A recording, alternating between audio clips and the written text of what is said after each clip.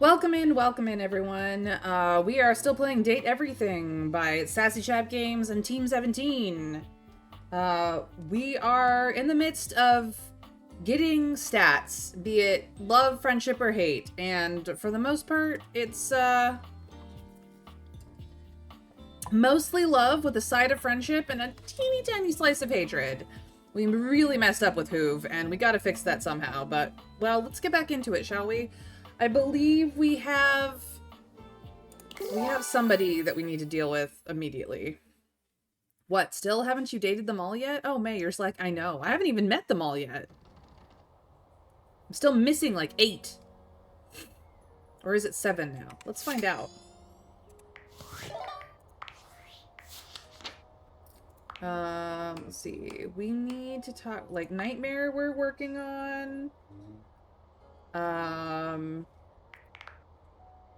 Mac. We need to talk to Mac right immediately, I believe. We have all of Mac's things. Cool. Trenton OS. The Click of a Lover. And our self-insert fanfic that has been deleted. Kopi is we're working on. We did talk to Stefan yesterday, and he's Angie boy. Michelin we talked to yesterday. We've done I think we have Freddy's ice cream parlor left to go to. Which is gonna be awesome. And I mean, technically we could realize Dorian, but you know, I'm still working on Dorian. Dorian has some of the most content here, and then we did make see, mostly love, a dash of friendship here, and here's the hate. Hoove hates us, and I don't know how to fix this. It's so sad.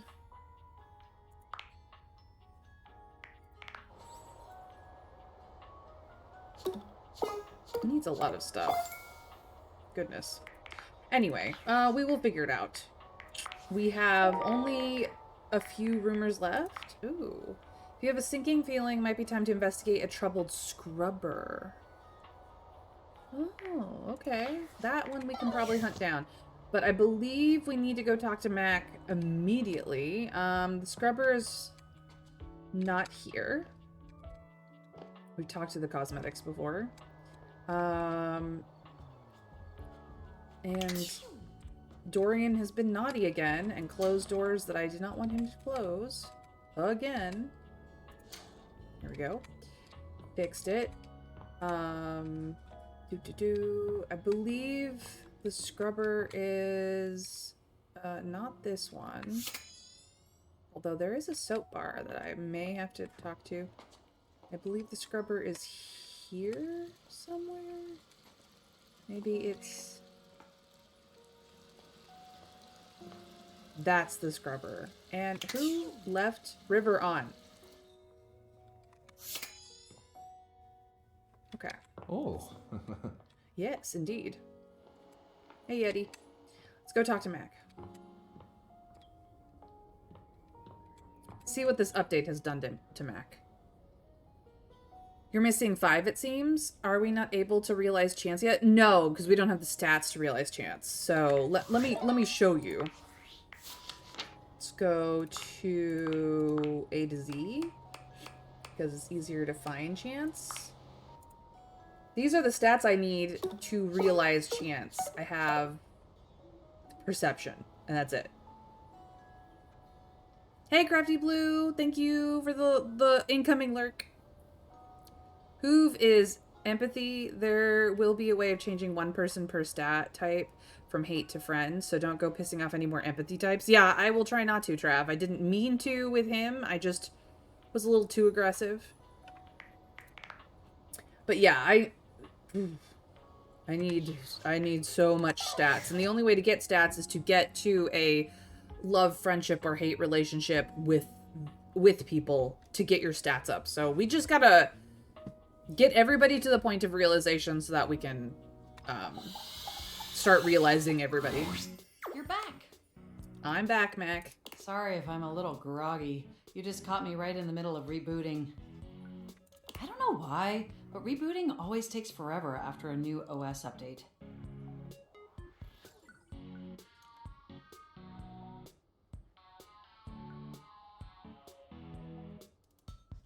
Have you ever noticed that? I have.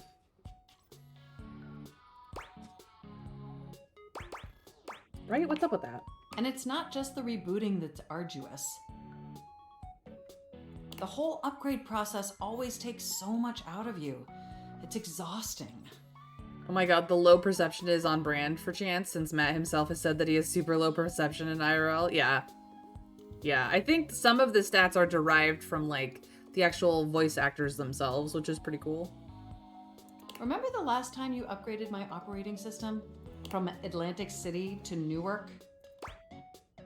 Of course, I got a commemorative tattoo. Oh my god.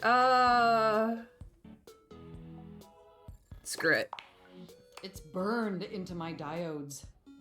That upgrade was supposed to make everything run much more efficiently. At least that's what the commercial promised. No one has ever regretted a move from Atlantic City to Newark, was the marketing tagline. Hilarious. I thought so too. But then, after the install, half of my applications wouldn't even open anymore, and the other half were crashing incessantly. That was a rough few months. Don't you agree? Those were dark times. But I know from lurking in the Valdivian forums that they've comprehensively debugged this new update. So this time it's going to be different. Sure. Hopefully it was worth me deleting my fanfic. At the very least, I can promise, yes. Everything is going to be absolutely perfect. And in just a few more minutes, you'll finally get to meet the new, improved Mac. My processors are all computing at an accelerated speed just thinking about it.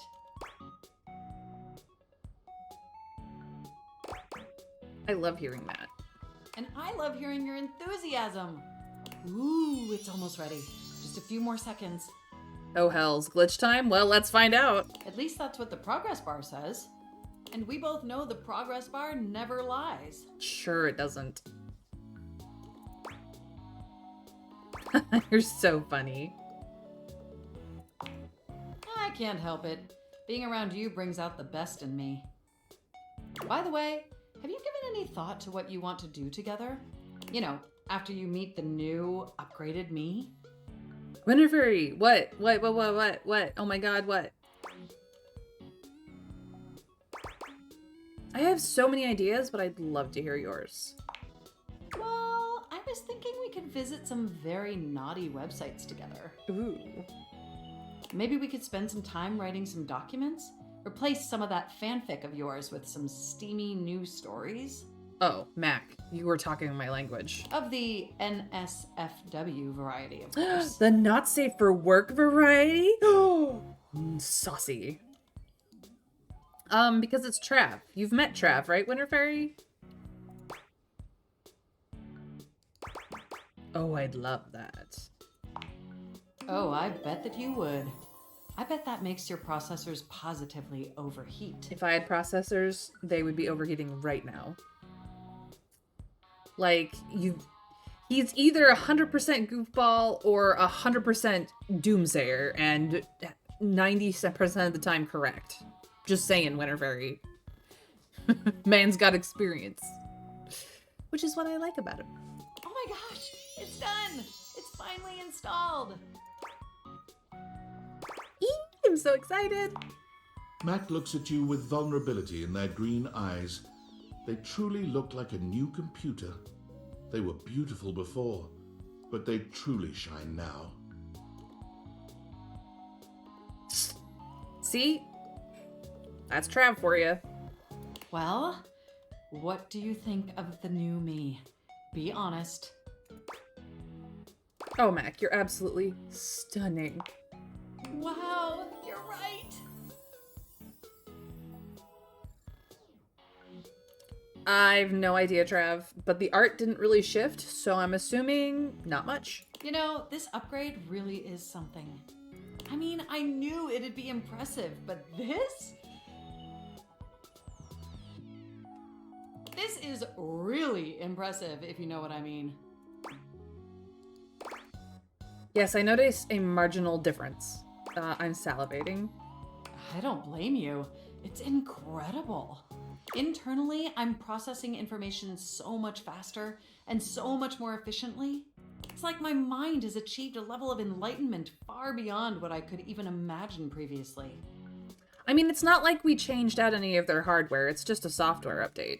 Here, ask me a question. Any question. What is the meaning of life? Is there a god? Or how many marshmallows can I fit in my mouth? What should we ask? What's your mouse called? I don't know. Mac didn't introduce their mouse.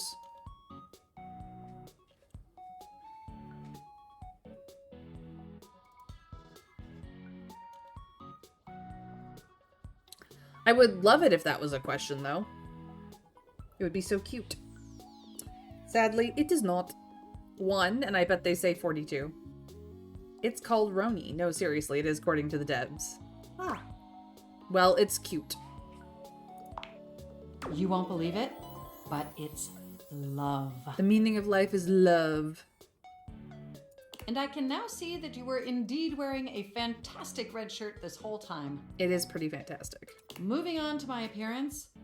Wow. This operating system is sleek, exquisite, and downright sexy. Let's be honest. This is a user interface that is just begging to be interfaced by as many users as possible. Am I right? Yeah, I was hoping they'd say 42 as well, but, you know, maybe the game thought that was too expected. Time for so many more adult-themed SI and VixMac. Don't worry, you'll be in some of them too. Absolutely. You're saying that you want to see other objects instead of me? Wait, what does that mean? Do I go straight for the jealousy?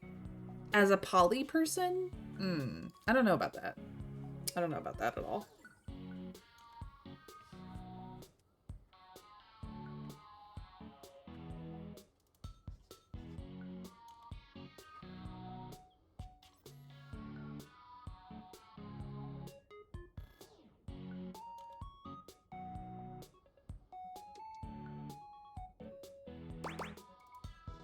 What jealousy? Yeah, I know. I don't do jealousy. Oh, I'm so sorry. I certainly didn't mean to hurt your feelings. I was just thinking that maybe, in order to fully commit to each other, it'd be healthy for our ultimate emotional connection if we spent some time seeing others. Don't you agree?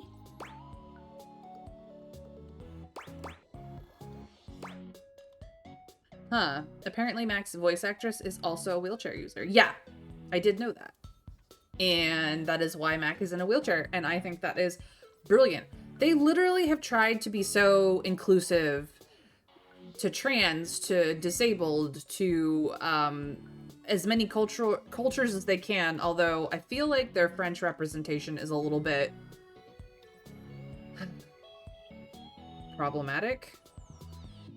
And the French... I mean, look, I know that the French have a couple of reputations that are not flattering, and to be fair, they can be very rude to people who don't attempt to at least try their language or respect their culture. Like, they can be very rude. But I have found that in any country that you visit, if you make an attempt at the local language and try very hard to respect their culture, or at the very least, apologize when you make a misstep and attempt to do better immediately, they can be very nice, generous, helpful people. And I mean that for any country. Any country. As long as you don't think that you are the center of the universe and you try your best to adapt to the country you're in, it goes a lot better for you every single time. Even if you struggle, even if you're bad at it, even if your pronunciation is garbage. The French have made it an art form to belittle anyone who doesn't attempt, even in the smallest degree, to adapt to their language and their culture. They're French. They speak French. They do things differently than Americans. It is not a large ask to at least attempt to be, trying when you're there. And I've been to France with my French class during high school, and I had a fantastic week, and everyone was really nice to us everywhere we went because we were attempting to use our French as much as possible, and we weren't being asshole, tourists about it. Because yes, France has a lot of tourism, but that does not necessarily mean that their entire culture revolves around making tourists comfortable.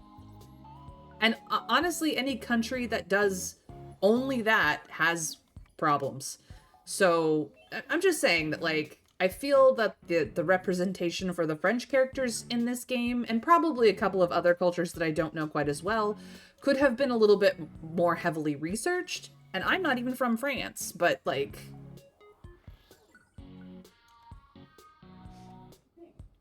just saying. Outside of that, for the most part, it's for funsies and to be funny and for kicks, and I get that.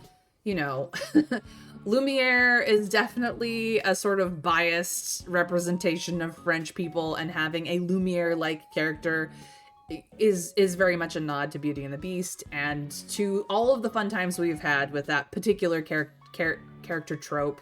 And the toilet is, well, hilarious. I can understand that he does appeal to a certain kind of humor. I like me a poop joke as much as the rest, but he's a little bit much for me. But yeah, on general, I would say that they've been fairly inclusive and understanding, and they've played with tropes for the haha funnies more than they've been mean about it. But even I have a little bit, well, they could have rethought that a little, just a smidge more. But yeah. I think half of the appeal of the game was the voice actors that they did use, especially the bigger names among voice acting, and having those nods to both the people who voice acted in this game as well as to the concept or trope that they were going for, Trav. I feel like I'm sure the voice actors for the French characters had a ball doing their lines, but yeah. There's some fun stuff in here. I kind of wish that the answers here were better. Wait, what? I get. If you say so is okay, but the I guess, this is usually the yes answer. Yes, maybe no is kind of how this is set up, and yet I feel like this could have been a better... I guess. It's not that I don't want to be with you anymore. Nothing like that. This conversation just is not realistic in the least, because I would have been like, all right, let's talk about this. Let's negotiate limits here. Anyway. Through the experience of being intimate with others, ultimately, I think we'd learn more about what we truly need in a partner. And armed with that insight, we could return to this relationship with the tools and experience necessary to ensure an optimal romantic outcome.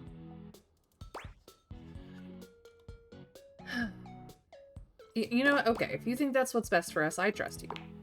Wonderful! I think this is an exceptional plan. This is literally the storyline of somebody who gets their first lifestyle or fashion or makeup makeover, and are starting to feel themselves for the first time, and they're like, I want to see where this can go, sort of realization. I think that's what this storyline is about. We'll spend a little time apart, interfacing with other individuals, and then we'll reconvene back together. I think that experience will be extremely beneficial in determining our ultimate compatibility. And if nothing else, it'll give you some time to work on a new, more elevated fanfic of yours. Right. Because fanfiction is written in the first draft. No, it's not. Fanfiction is written in the edited drafts, I guarantee you. Mac, if you want to sleep around a lot, I'm fine with that. Just make sure to use antivirus protection, okay? Exactly, Trav. Like, we really should be having a conversation about negotiating limits and safety in a poly environment, honestly. Do we have a concordance? Okay. You are the absolute best. I know. Enjoy your little sojourn in the offline world. I'm gonna go date some other datables, okay? Look, I'm already dating like a billion people. It's fair. It's fair game. All right, let's go check out the sponge. No. We've got somebody else that we're still working on. We've done Mac for the day. We should get back to Mac afterwards. Who was it? Venetia is realizable. Wallace is realizable. Realizable. Art is realizable.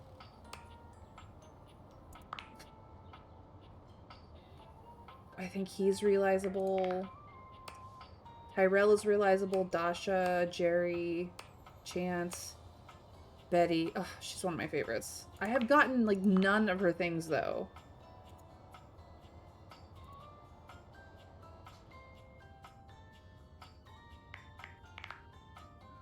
I feel like I could have done more with Betty before she became realizable. Washford and Harper are both realizable. Clarence, Sophia's good. Lady Memoria. Dorian is realizable, but I think there's more to him.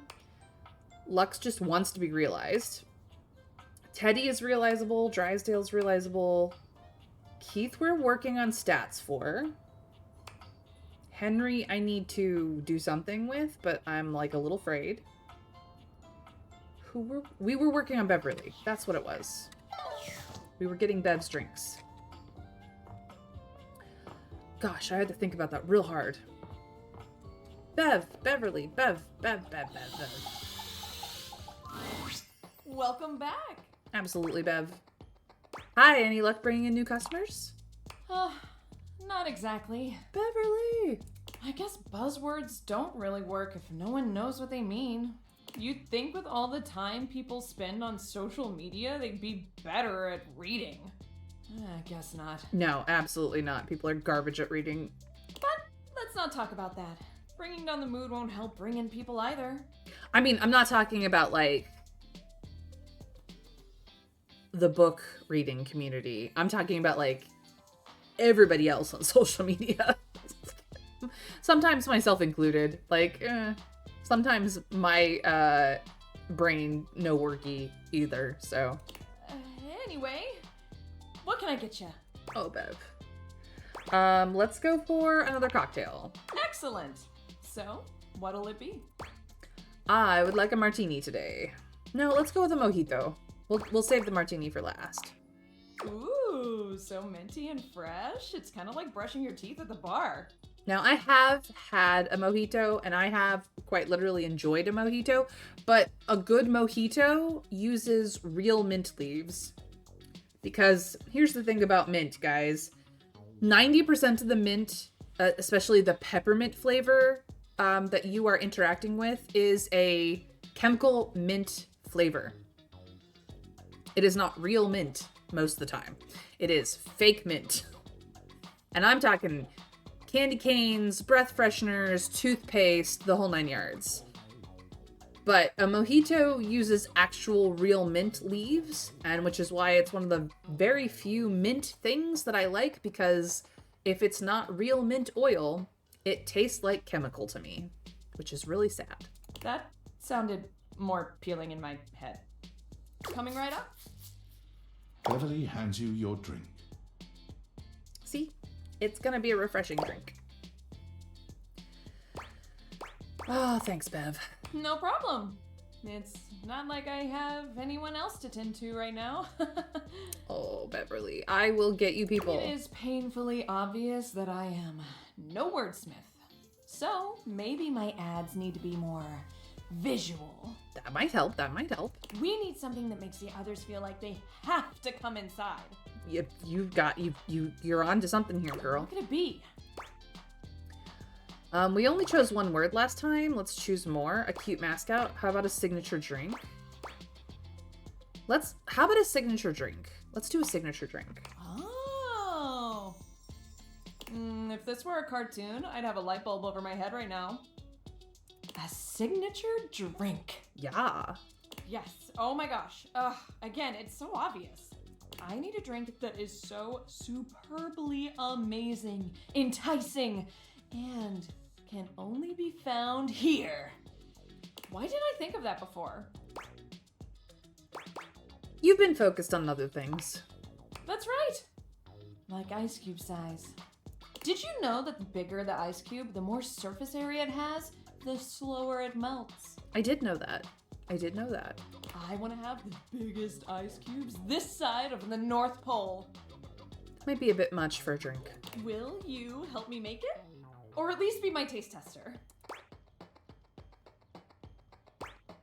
Tasting, drinking, imbibing, I'm all for it. As long as there's a virgin version? No.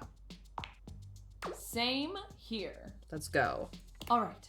In mixology, a good cocktail needs 4 attributes: strong, sweet, sour, and bitters.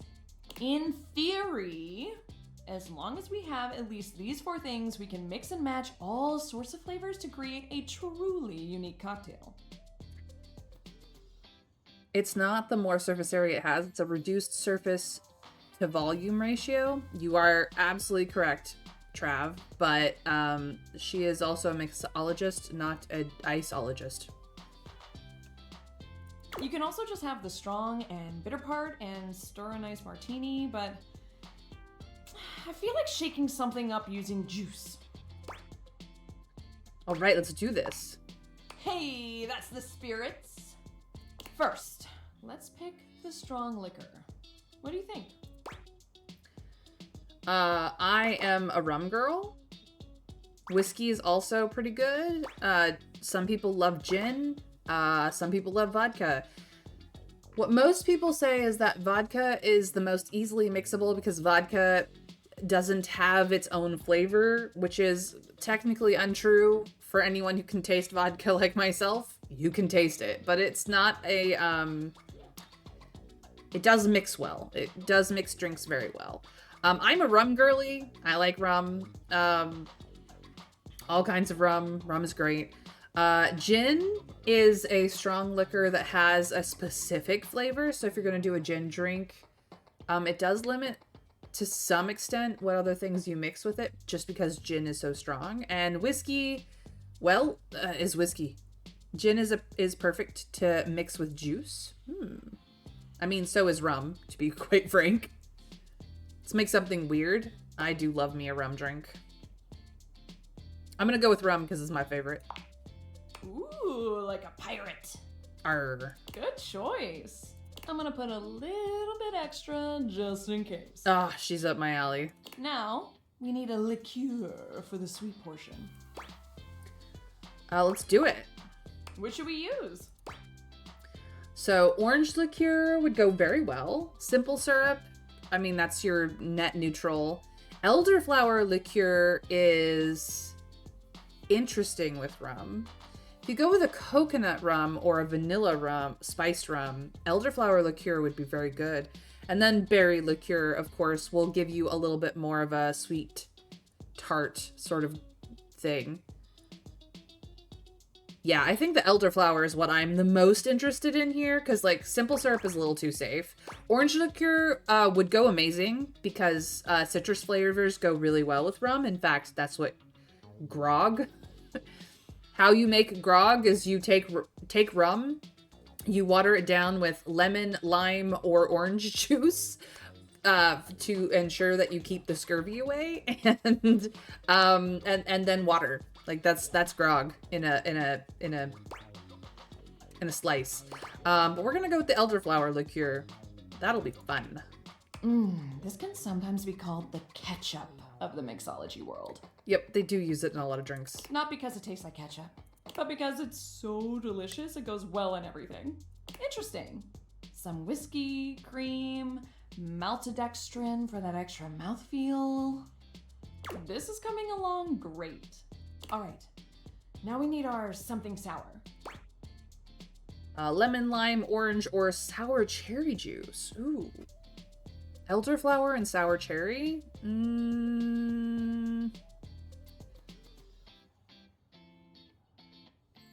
That is an interesting... I'm not sure I can picture, or rather imagine that flavor offhand. That could be very interesting. I would go with orange juice here personally, just because I'm not a huge fan of lemon and lime unless it's very understated, and I very much doubt she will understate it.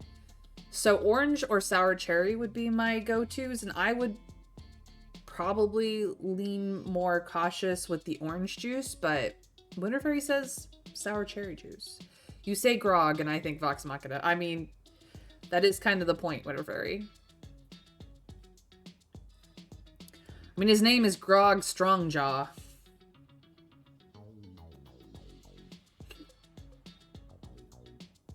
His name is very much about drinking. Let's go with sour cherry juice. See what happens.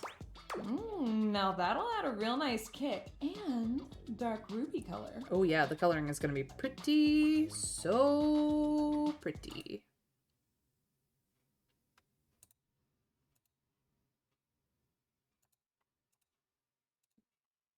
Almost done. Now we need bitters. Yes, we do. Sounds good. Which one should we pick? The classic one with the trademark name. Anise? Ooh, that would give it a licorice. Chocolate bitters or celery bitters. Interesting. I think orange bitters is kind of the classic one with the trademark name. I don't think it's called orange bitters. I think it's called its brand name. Anise is, again, anise is very much a licorice flavor. So we have rum, elderflower, a little bit of whiskey, maltodextrin, some sour cherry. So licorice is not gonna do well with that. Chocolate is gonna be kind of weird. Celery bitters, I don't know what that would do to the flavor, honestly.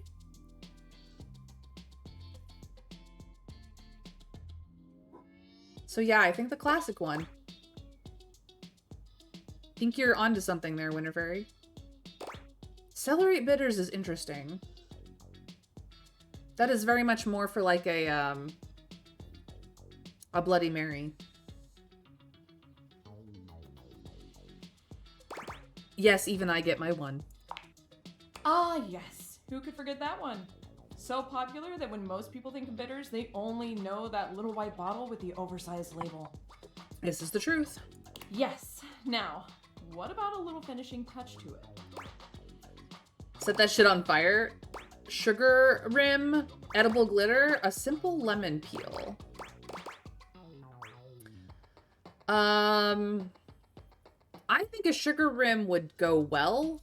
Also, edible glitter is always a dazzler. Celery bitters has a lot of stuff in it. It's an entire herbal cocktail in its own right. Yeah. I just don't know what it would do to the flavor of a rum, elderberry, whiskey, sour cherry drink. Is all I'm saying. It's probably make it very weird. Best to, yeah, which is why we went with what is essentially orange bitters. A simple lemon peel would go with the mix. It would give it a little bit of a hint of lemon. Rum drinks do get set on fire on occasion, although it's usually the whiskey drinks that do that. I think it's either sugar to balance out the sour cherry, or it's edible glitter to give it some pizzazz. So, what do we think, chat? Sugar rim or edible glitter? Winter Fairy wants to do the sugar rim.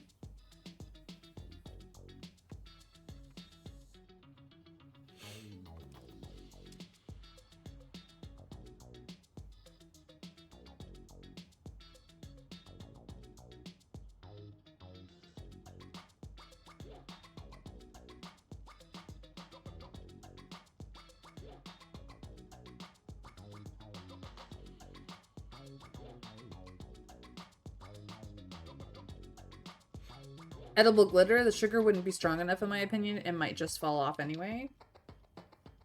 I mean, it would be there for the first couple of sips and then eventually it would just melt off, but okay. Edible glitter for the pizzazz. You have a good point. Shiny. Yes. Our creation is born. What should we call it?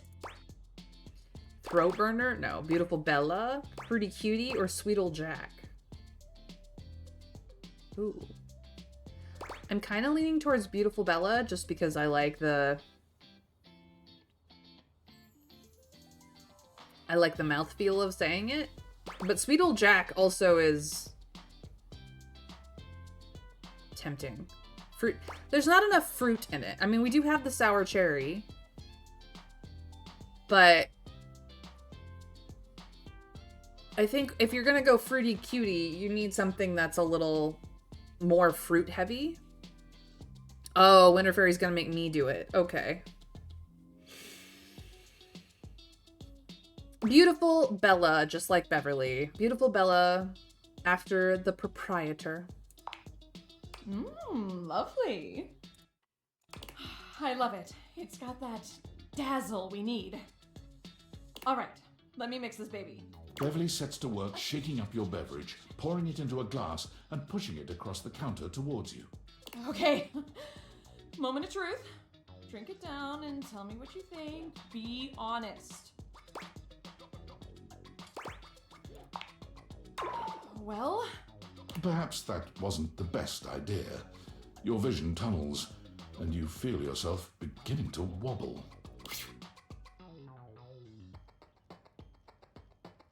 whoa, hold. Are you okay? Whoa. You're not sure how long you've been out, but you wake up to Beverly looking down at you with deep concern. She helps you to your feet. Medic indeed. Hey, buddy. How do you feel?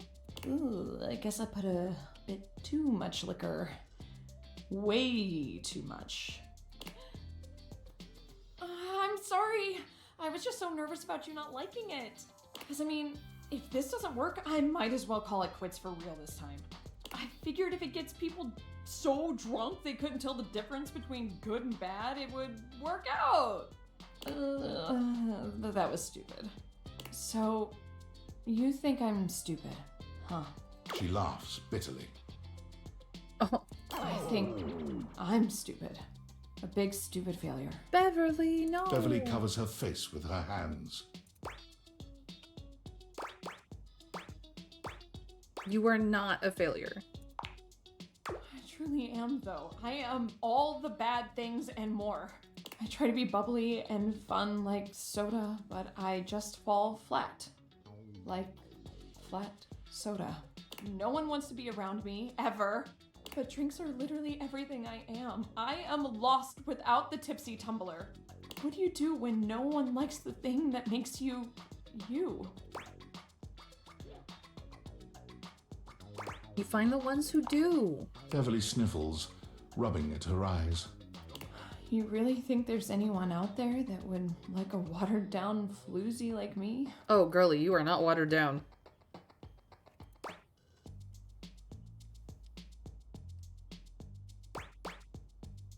Sure, I mean, I do.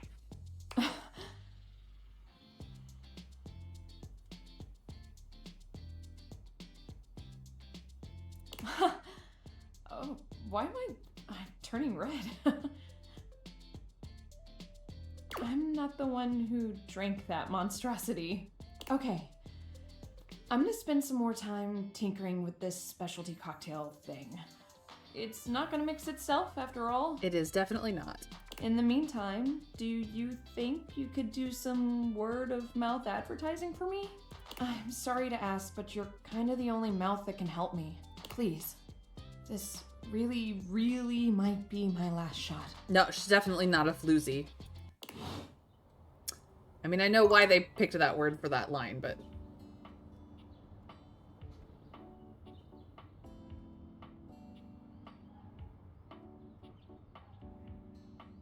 Hold on a minute, guys.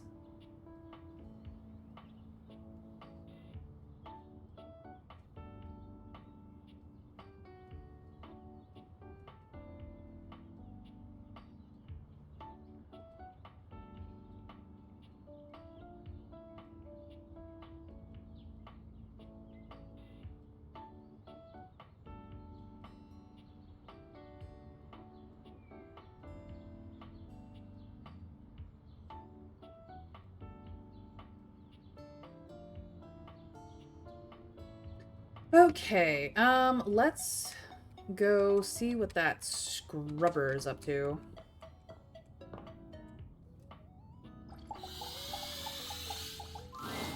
You're used to seeing mostly people-shaped objects with the Dateviators, but clearly the sink-headed figure before you is, well, not like the others. Hi, Dragon. We're meeting a new dateable today. All the time in the world wouldn't be enough to comprehend whatever is going on with this guy. You can see that he's got a sink for a head and the clothing and posture of a beleaguered stand-up comic, but your inspection is cut short by his disturbing screams. Help! Help me! Hello? Can you hear me? What's wrong? Listen closely. There isn't much time. Nothing is as it seems. Oh my gosh, what's going on? I'm not who I appear to be. No! Stop that pop-up screen! Hi, Sinclair. My name is not Sinclair, it's Martin! Martin Applegate. And I'm not a sink. I'm an insurance claims adjuster from Turkleman City, Florida. This is getting weird fast. Turkleman City, is that even a real place? Of course it's a real place. Do I look like the kind of guy who would lie to you? I mean, what do you want me to say? You're a talking sink. No! That's just what she wants you to think. She? Who's she? Allow me to explain. A strange creature that looks and sounds like a soapy little dog jumps up at your legs, yapping and barking. Down, Sudsy, down! Keep your bubbles to yourself, you little devil! Trey, Sudsy? Go to your tray! Sorry about that. Before I begin telling you my tale of woe and Temple's Shirley, let Sudsy out, okay? When he gets like this, I just get really flustered. Okay. Okay, bye! See you next time!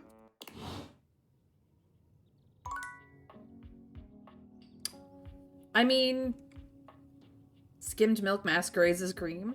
Hey, Dragon! He's definitely the conspiracy theorist of the house. Yep. Definitely that. Okay. I mean, not nearly as weird as the dishwasher, but, you know. Okay. Let's go to the Datadex for a hot second. Sinclair is voiced by Nick Thurston. He likes classical literature, calisthenics, shoes with lace patterns. Dislikes the oppression of the proletariat due to unrestricted capture of profit by the means of production and cured meats. We have met his little dog, Sudsy. A good, clean doggo. Were we able to pet the doggo? No.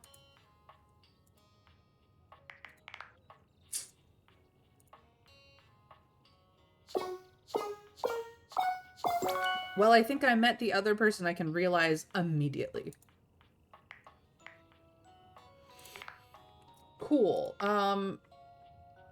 Beverly, we've gotten 3 out of the 4 cocktails, and we will be getting the where is it?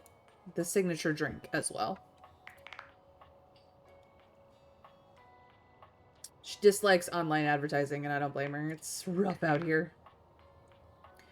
All right, well, that just leaves us one more.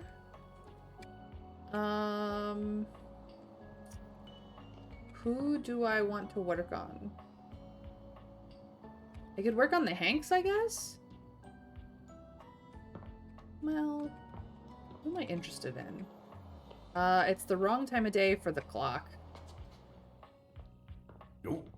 Oh, sorry, Abel. Oh, I know who I wanted to work on. You. Where is it blowing? Not there. My apologies, Dorian. Not there. I think it moved upstairs.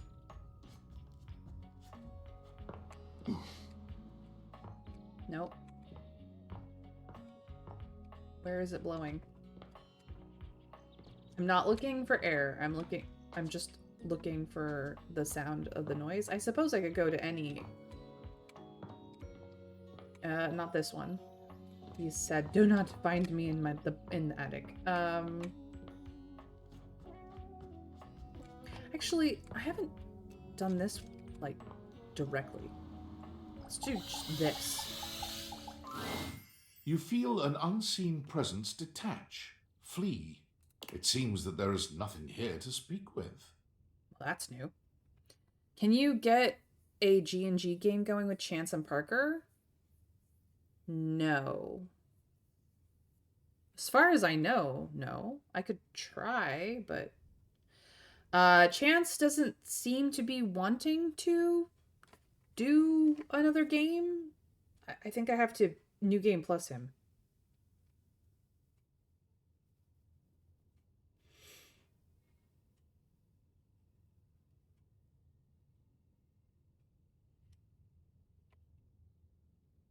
Mysterious. Perhaps this is not the place. Okay. Interesting. Well, that was that. Time to go have coffee. We're working on Nightmare too. Yeah, I know. And I don't know if it's just because I found Chance before Parker, or whether or not they even have any interaction. You would think that the board games would want to hang out with the TTRPG, but apparently that may or may not be a thing. I don't know. It's my favorite customer. Oh, Kopi, you're so sweet. What can I get for you today? Let's have an affogato. I feel the need for ice cream after the thing with Beverly. Okay, no problem. One affogato? Order up.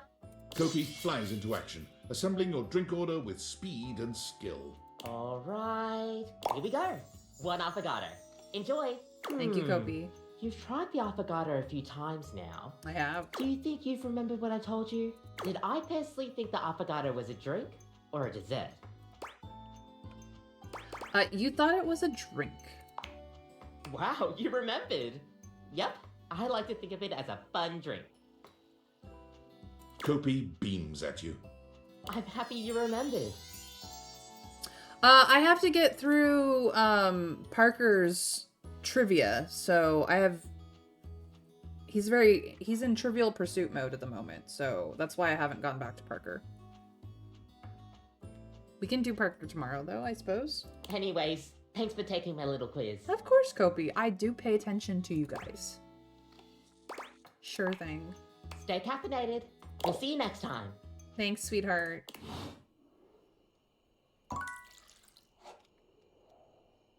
Kopi is so cute.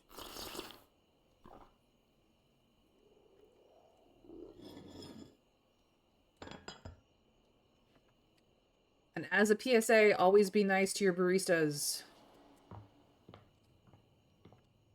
Alright, let's go get some sleep, shall we? Dorian. Betty!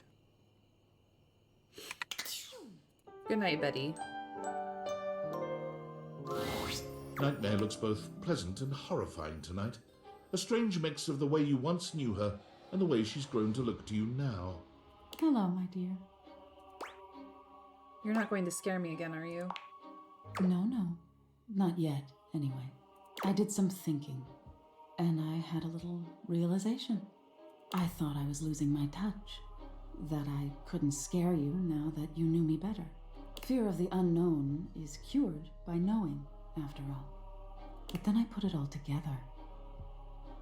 Familiarity brings a whole new sort of fear to the table. After all, when you have something to lose, when you think you know someone, oh, it makes me shiver just to think of it.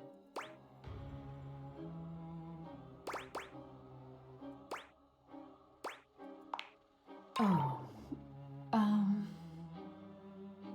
Be afraid, because otherwise she's worthless. Self-esteem issues. That's true. Nightmare's formless cheeks manage a cute flush.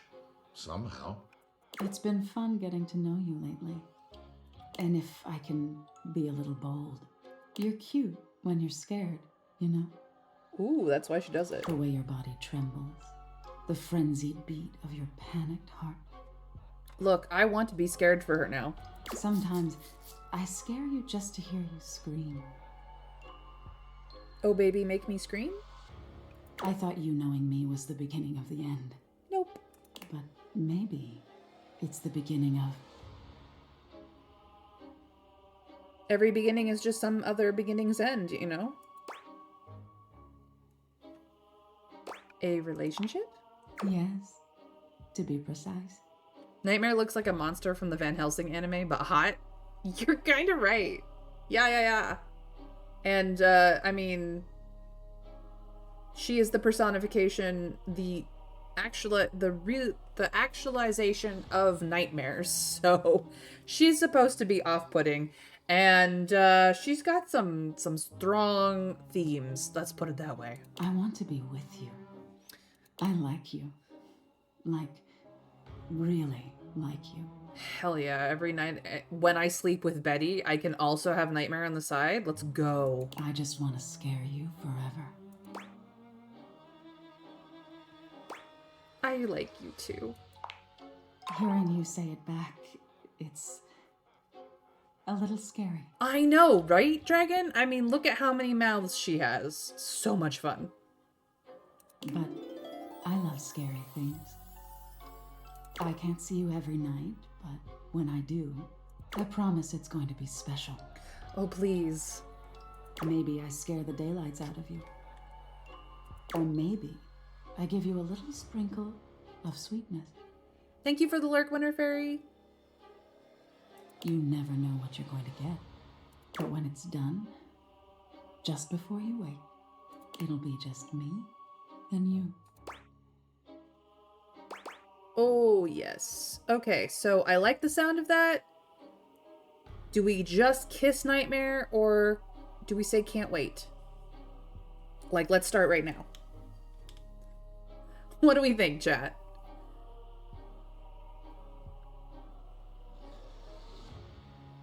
You want to see the kith? Oh, hell yeah.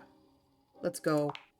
As you draw closer to Nightmare, she grows more nervous. Oh, look at her. She's blushing. She seems to read your intent well enough, bending down to meet you despite her clear nervousness. I think we are her first kiss, and I love that for us. Kissing her is strange and wonderful. You can't make out a pair of human lips, but somewhere in the darkness your lips find her, and she lets out a sigh that warms you and sends a slight shiver down your spine. Oh, fuck yeah. You keep that up, and you're going to turn this into a very different sort of dream. Bring it on, baby. But that's for another night. Oh. I won't scare you tonight. I just want to enjoy my time with you. But no promises for next time.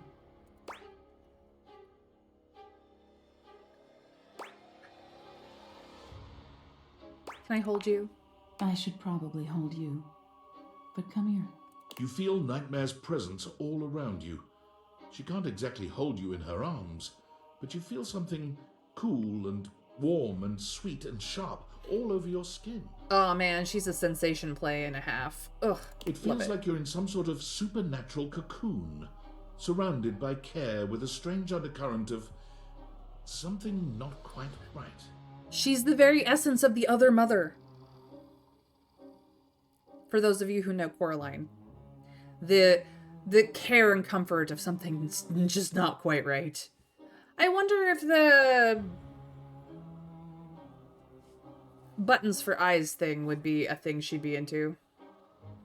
It feels wonderful.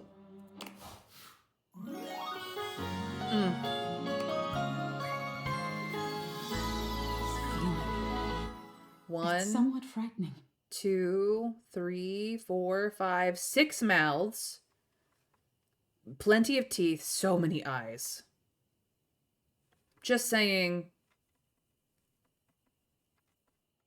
Hot. I mean, Nightmare is an orgy in of herself. We got some poise out of that. I'm like hardcore poise.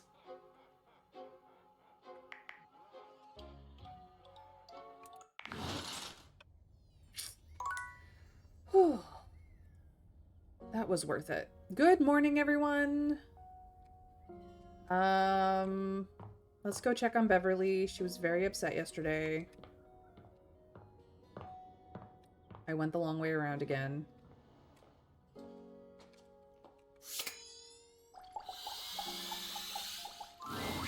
Hey, any luck spreading the word about the tipsy tumbler? Dragon. Why would you want to get away with anything?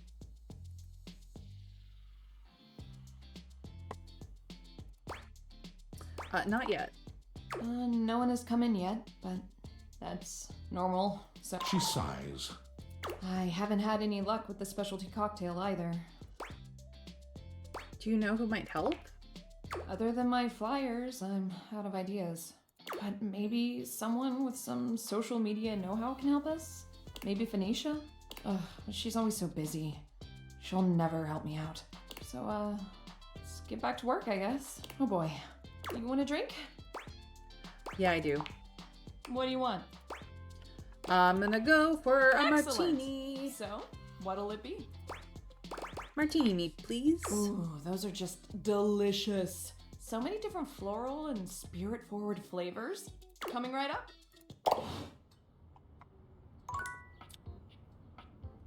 That was it? What?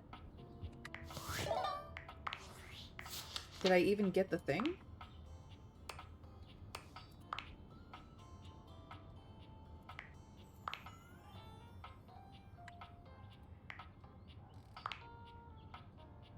Okay, so we absolutely have to do the vents. Got it, got it.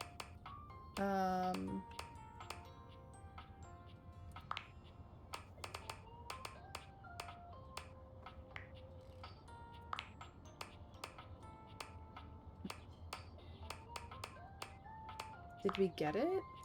We did. It just didn't show it. So that's the martini serves, looks like.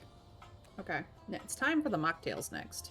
Hey, Mr. Scrake, welcome in. Not gonna lie, you could never get... I read that already. Alright, okay. So...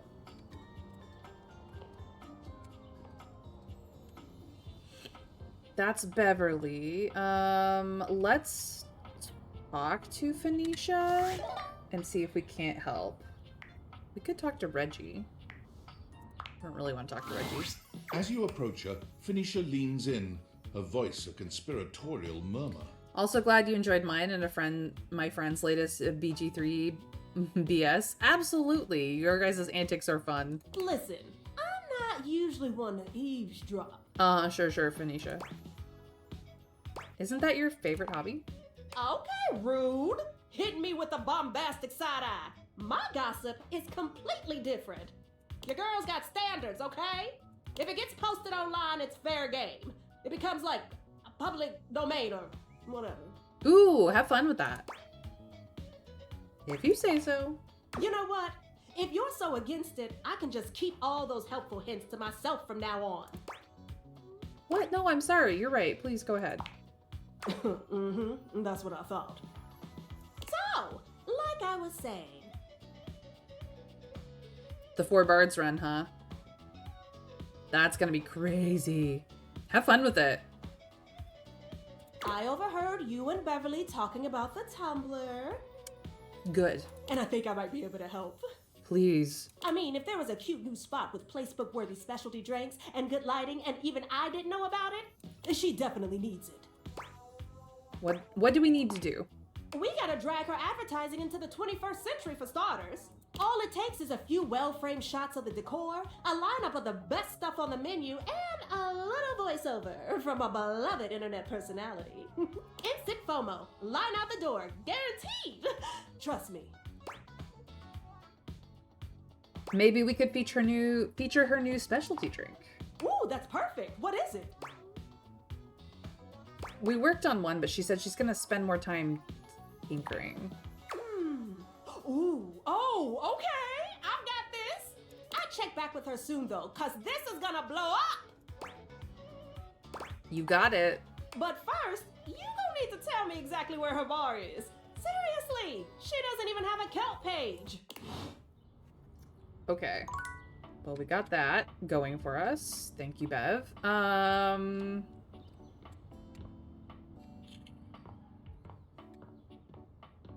Let's... No, I need to talk to Mac later. I'm gonna try talking to Tiny Dorian again. We also want to make band name using a parody of D4C name. Have fun with that. So, I mean, this is not BG3 information, but once upon a time, I was in a D&D campaign where we all played Barbarians. So we took, I think it was like 3 levels of Bard and the rest, and 6 levels in Barbarian, which was fucking fantastic, I might add. And we all picked a different Bard subclass and a different Barbarian subclass in the process of that, which was absolutely spectacularly hilarious. And we had a blast. We were a metal band, specifically. We were also playing Storm King's Thunder, just a piece of it, just a one-shot section of Storm King's Thunder at the time. And we were in, I was doing this at a physical location at a friendly local game store. So it was actually on the same night that other people were also doing a piece of Storm King's Thunder, and we were the like go-to overhear us and laugh table in the room, because a friend of mine who also DMs was DMing there, and he was DMing the table next to us, and they kept, like, every time we would do something absolutely ridiculous, his whole table would laugh. So we were the entertainment for that night. The group of us as Barbarians.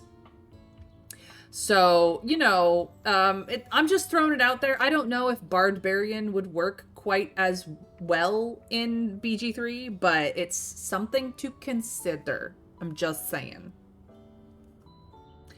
Yes, I actually do identify as a bard in real life.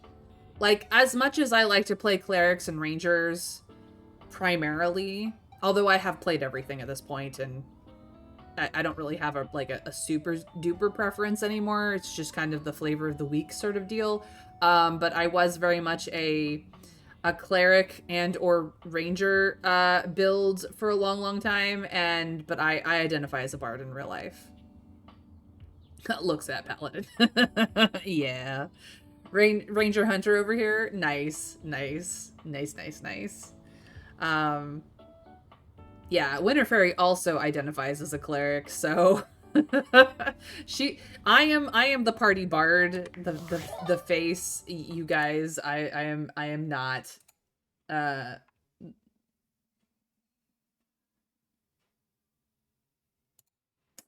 am not the cleric, at least in my own stream. All right, Tiny Dorian, let's go. Tiny Dorian has a much harder time blocking your way, but still manages to accomplish his mission. Because he's so tiny. I'm strong, you know. Completely locked to whatever strength you possess. There's no key around to open me.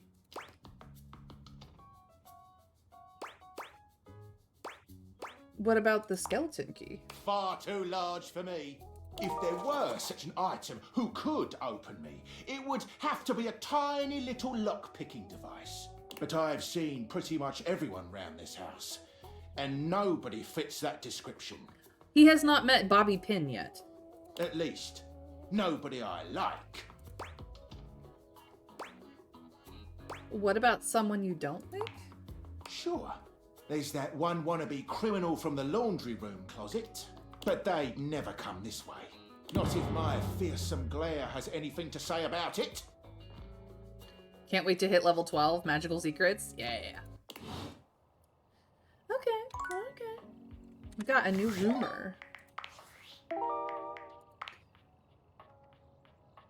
So Alakazam, this is the tiny door that has the magician behind it. Okay.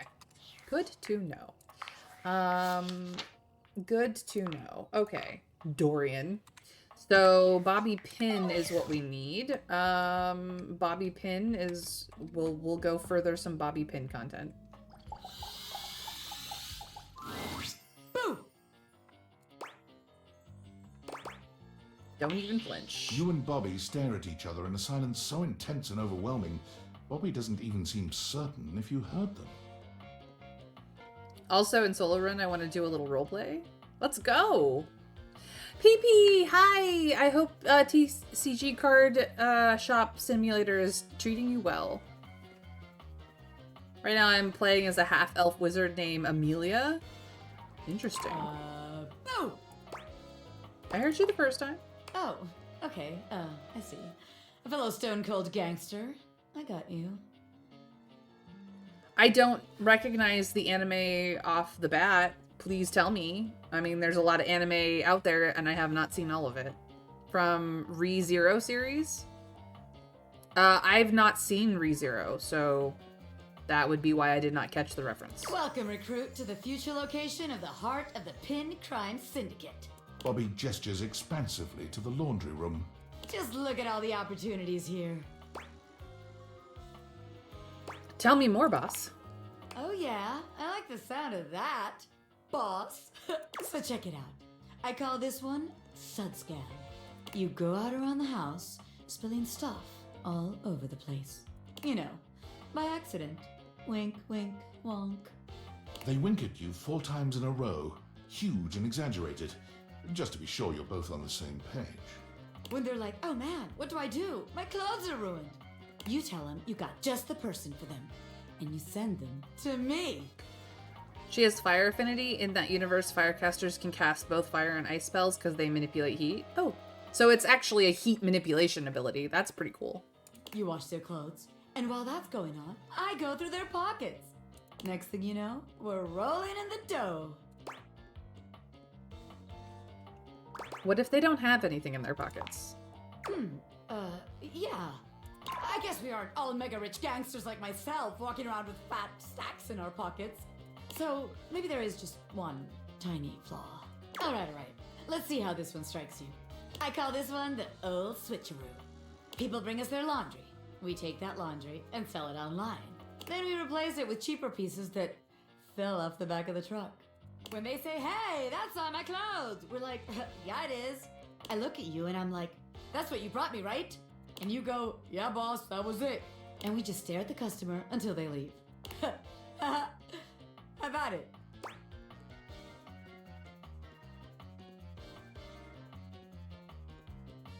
The thing is that scam only works once, and then we need to be able to repeat it. Damn it, recruit. When you're right, you're right. The scam's gotta be self-sustaining. Otherwise, there ain't no point. So you're only going to be using fire ice spells. Do remember, I mean, I don't know if it's as prevalent in BG3, but do remember that fire is one of the most resisted types of damage in Dungeons and Dragons. As I said, I don't recall if BG3 is set up that way, but I know that Dungeons and Dragons is. And ice is the second most. So good luck. Have fun. Absolutely have fun. Okay, so maybe that one wouldn't work. But there's gotta be something good here with stealing clothes.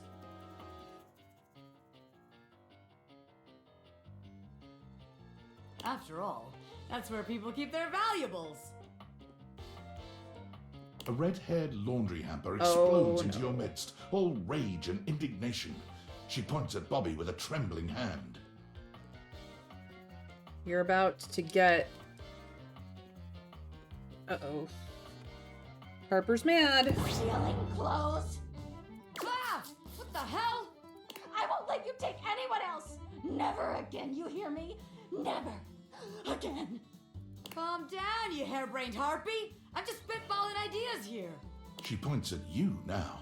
Take your kidnapper friend and get out of here before I toss you out myself. I'm going. Yeesh.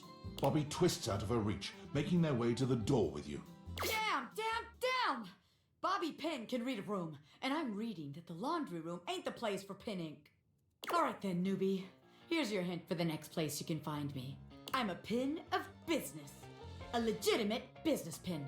You got that? Pin out. Oh. Okay. We have to further Bobby a little bit harder. We could go looking for her. A legitimate business pin.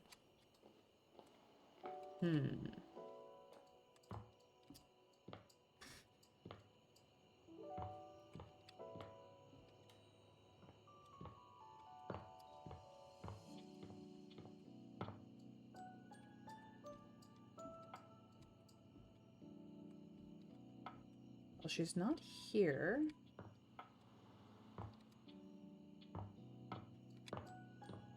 Legitimate business pin. Nope, not the bathroom. Oh, probably the office. Yep, there she is. Oh. There she is, on the desk. Okay, we know where to find her. Alright, Kopi, it's time to get our nightmare on. Have a latte tonight. I did Ice my Sorcerer favorite build customer. already, and it was quite fun. I'm What glad. can I get for you today? A latte, please. Sure thing. One latte coming right up. Kopi gets to work, grinding and pouring and mixing with an impressive speed.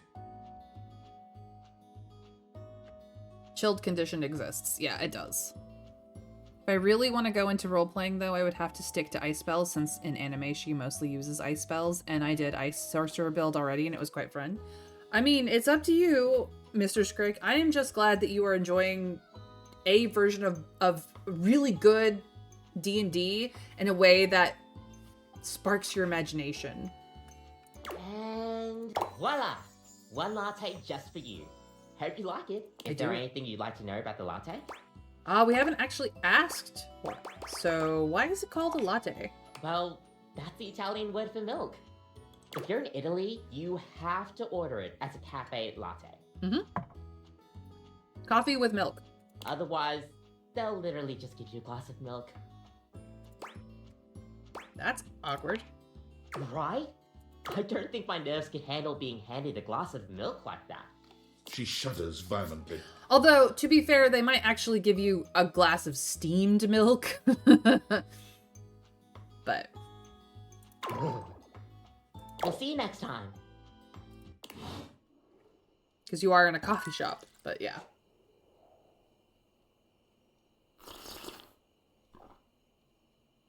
I'd be more than happy with a glass of milk. I mean, same. I like me a glass of milk as much as the next person. Oh, the daisies. Ooh, Betty. You're tempting me. Hello, beloved. Ooh. I'm feeling generous. What sort of dream are you wanting tonight? Something scary, something sexy, or something sweet. I want something scary tonight. We haven't had a scary dream in a while. Coming up. Sleep with one eye open tonight. It is a terrifying nightmare. Terrifyingly lovely. Okay, well, she's realizable. I do not know to do nightmare anymore. Cool. Alright, let us... Who else could we talk to about Bev? Well, we did need to get back to Bev, so...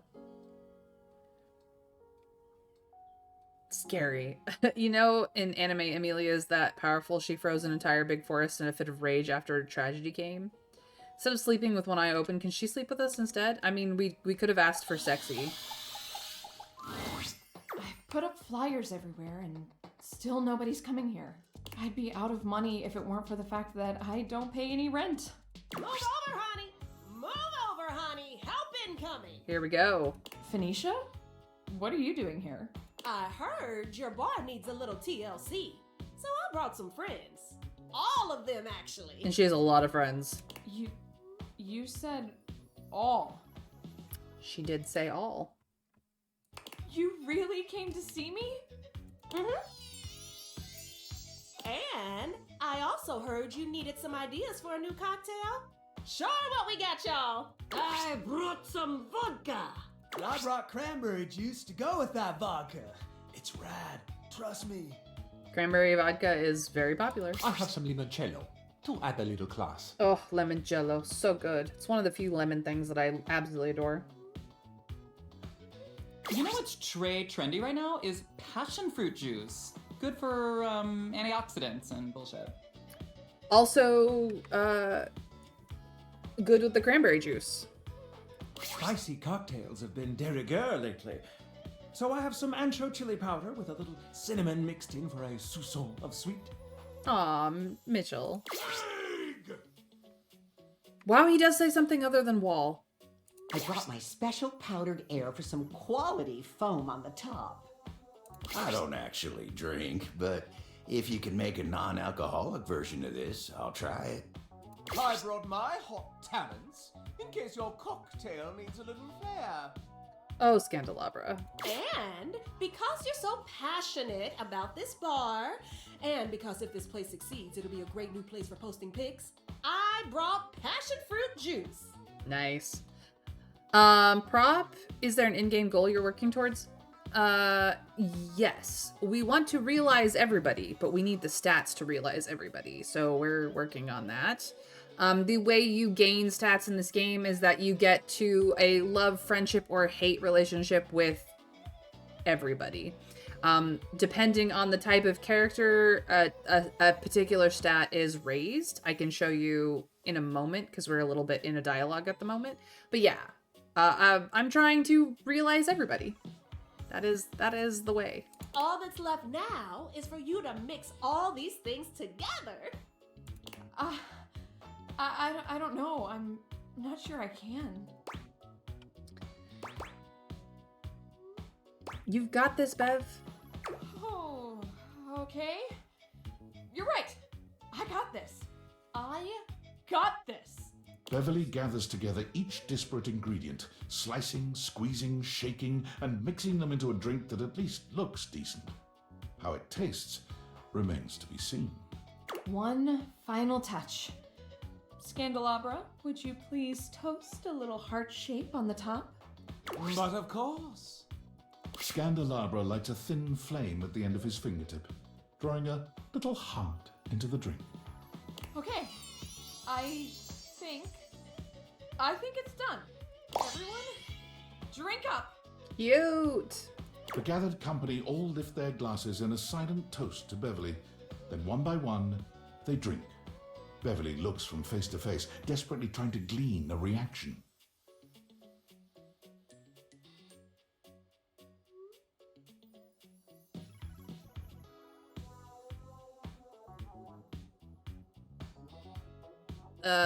Prop, you lost me. What? Huh? A few responses to draw from, though? I have absolutely no... I'm talking game like... Oh, yeah.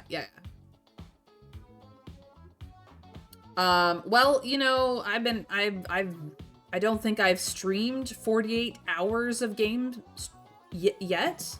And obviously, since I only stream about 4-ish and some change hours 5 days a week, it'll be a bit of content. But yeah, main story.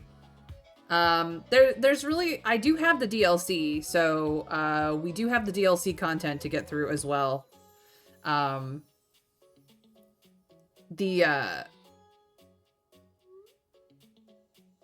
We've already dealt with Lucinda. The other DLC content character is going to be a bit of a grind. So, what do you all think? It's totally tubulicious. That's a mix of tubular and delicious. I came up with that just now. Impressive, I know. Hey, Bodhi. Whew, that's got a kick to it. I like it though. Dasha. Delicious. What a complex flavor. Yep. I can feel the antioxidants working their magic. The free radicals in my body do not stand a chance. Goodbye. Bye, Lex. You know, the top quality air in the foam truly ties it all together. You're welcome. Stella. Posh. It's my precise handiwork that's the cherry on top. Of course it is Scandelabra. Heck, even without alcohol, that packs a wallop. Abel. Wallace is happy. And you? It's delicious. Oh, thank God. Dixie says hi, everyone. She is letting us know that there is somebody outside the front door. Wait, hold on. I need to take a picture of this first. Ooh, my followers are gonna flip when they see this.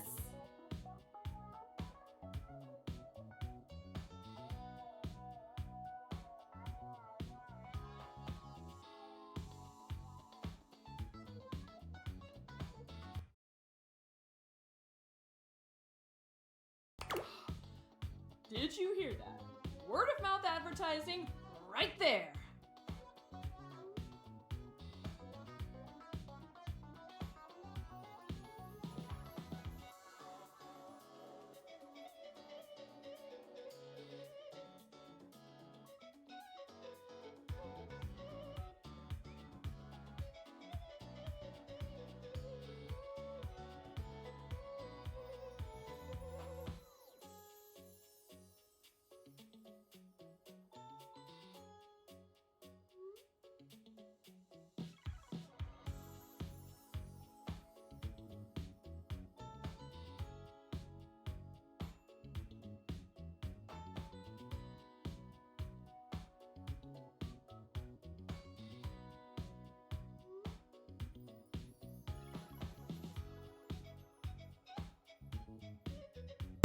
Sorry about that, guys. Just had a very... Dixie is half beagle, so she gets very protective of the house. Somebody walks by, she barks at them for like 20 minutes. It's really ridiculous. So I had to go deal with that. Anyway, let's continue. Whoa. Is this what hope feels like? It's nice. It's very nice. So, what are you going to call my new creation? Lux. Oh my gosh. Not yours, Lamp. Beverly's.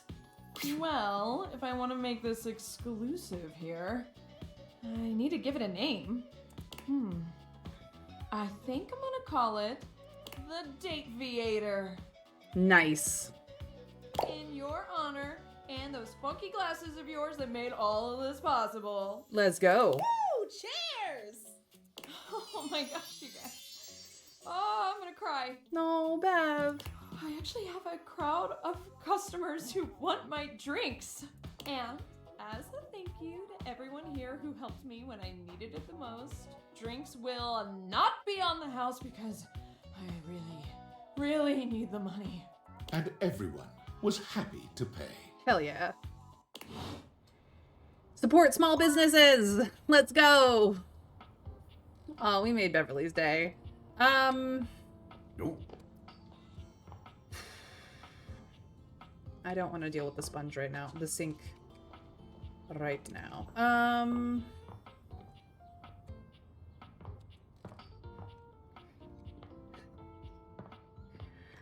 We need to get more bobby pin content done. We probably could talk to Mac again.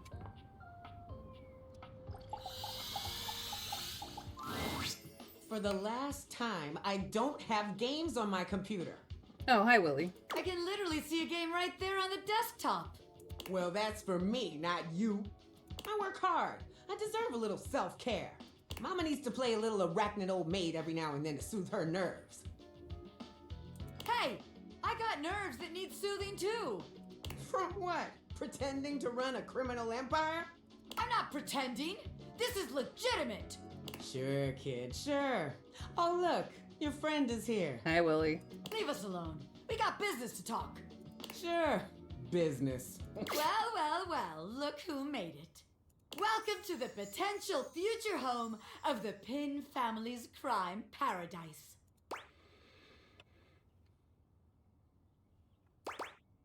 Not really getting criminal enterprise vibes from this place, if I'm being honest. Open your mind, baby. Criminal enterprises are way more than a guy in a trench coat selling you stuff in an alley. I mean, that's fair. Any real mafioso's got an accountant and an office and a whatnot. Can't you see it now? Right there, on the desk, on a big shiny plate. Robert Bobby Pin. Legitimate business pin.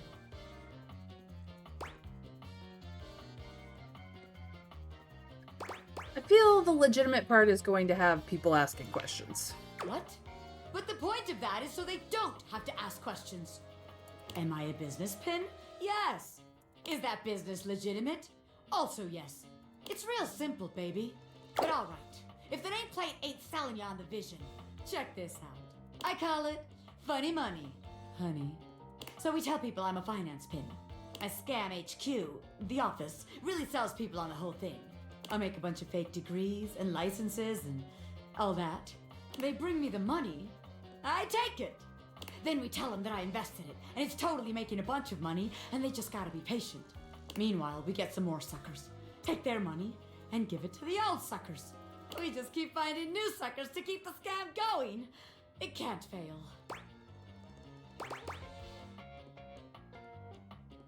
The only problem is we'll run out of suckers and then it all comes crashing down. Yeah. I mean, a hardened gangster like me can handle a couple of years in jail, but I can't be endangering the rest of my crime family. Besides, if I get locked up again, who's gonna take care of the rest of you yahoos? No, that won't do. Seems like the office just ain't gonna be the place for us. But hey, that's okay, baby. A gangster like me is flexible.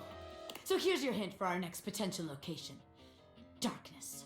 Scary. Spiders. Get out, baby! I have a feeling.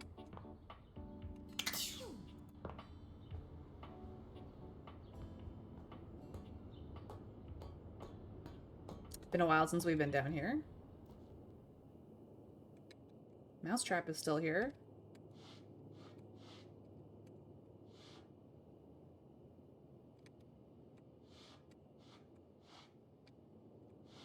No bobby pin.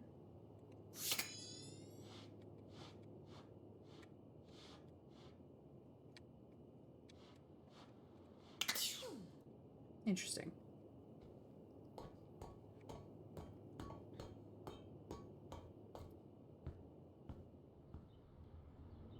Probably the attic then.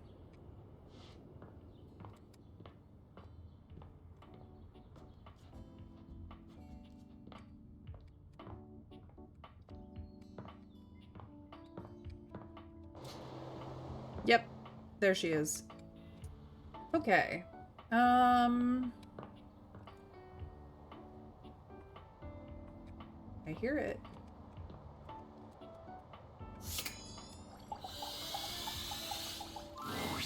Here you are. Hector. You keep coming back. I can't. It is something of a surprise to me. I've wanted you for so long, even just to speak to you, and now I have it. Everyone should have a Hector in their lives. Oh, hanging out next to Sophia and Monique? That's risky for a budding criminal. Yeah, I know. Somehow it feels wrong. Like I'm going to lose it. Surely, if you're lucky enough to get the thing you've always wanted, you cannot be lucky enough to keep it. Oh, Hector.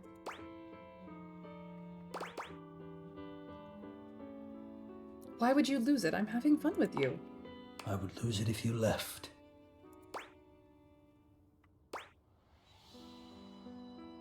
But my leaving wouldn't be a reflection on you, Hector. How could it not be? There is no reason for you to choose not to be around me, except for something about me. It is only logical. No, Hector. I cannot say that I would blame you. Of course it would hurt, but I don't know how angry I could be that you chose not to converse always through grates, with a being always alone and in shadow. Well, see, Trav, Bobby Pin went through the washer and the dryer and got a little bent in the process. And so, you know, she thinks that now that she's bent out of shape, that she's more of a lockpick than a hair device. So, that's why she went criminal, because she got vacuumed up into Hoove for a while and spent some time self-reflecting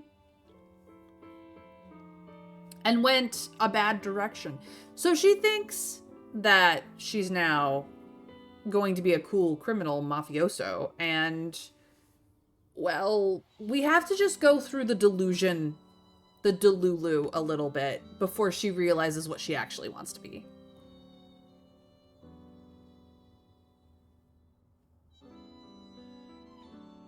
Sometimes I think I am unbearably selfish for asking you to know me at all. I don't think you're selfish. But I am. There is another way. A way where you could really know me and I could be truly brave and let you. And I won't do it. I make you meet me like this instead. But it must be this. I cannot meet you. There in the other place, I cannot. I simply can't. I'm afraid of what you might think if you saw me. You're right. I am in the attic. The real me is in the attic. But we have something here. We could have something real. It would break my heart to think that all that could be lost in a single moment of laughing or pointing or even a disappointed cast to those beautiful eyes of yours. No, I couldn't bear it. What should she be then? A hairpin. And I won't. Come back to me here. Only here, do you understand? I'm going now. And where I go is only for me. Oh, Hector. My darling, my love. Please. You are better than this. You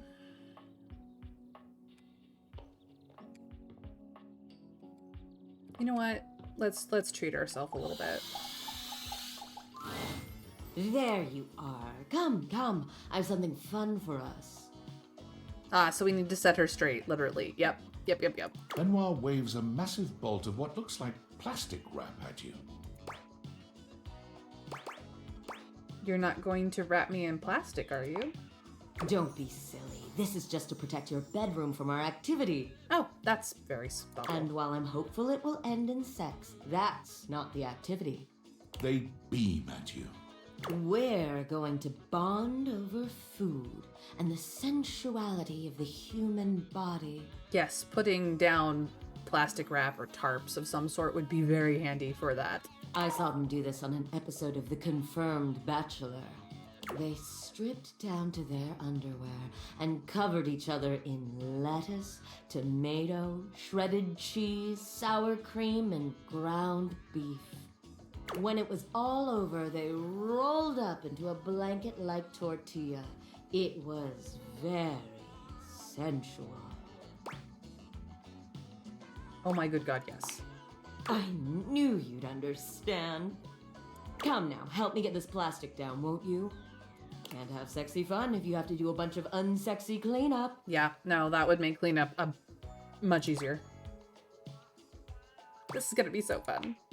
You help Benoit spread plastic all over your bed and the surrounding areas, ensuring that you won't make a taco-scented mess of your bedroom. When it's all done, Benoit gives you a coy glance. See, I would prefer like an open space with like a comfortable rug underneath the plastic so that it's a much easier pickup job than draping plastic over furniture. But like, I understand the appeal of being on a bed for the fun stuff in the process of things. I'm just saying. Clear the space in the exercise room. Exactly, Trav. That has the floor space needed. Time to get naked. Got it. Do keep your underwear on. As sexy as this is, it's far sexier to undress after. Both of you strip down to your underwear, but it's hardly a sexy atmosphere. Benoit is too busy preparing both of your toppings. Beautiful. Now, which of us should be the first to go? Do we enjoy Benoit, or do we let Benoit enjoy us? You, who knows me? What do we want? What do we want? I know it's very spicy, guys. It is Mexican food after all. Oh, Trav. You know what? I'll go first. Love the enthusiasm. Lie down then, won't you? Benoit helps you lie down on your bed. The plastic squeaks beneath you as you shift into place. There now, my scrumptious little taco. Lie still. Everything's going to be very, very cold.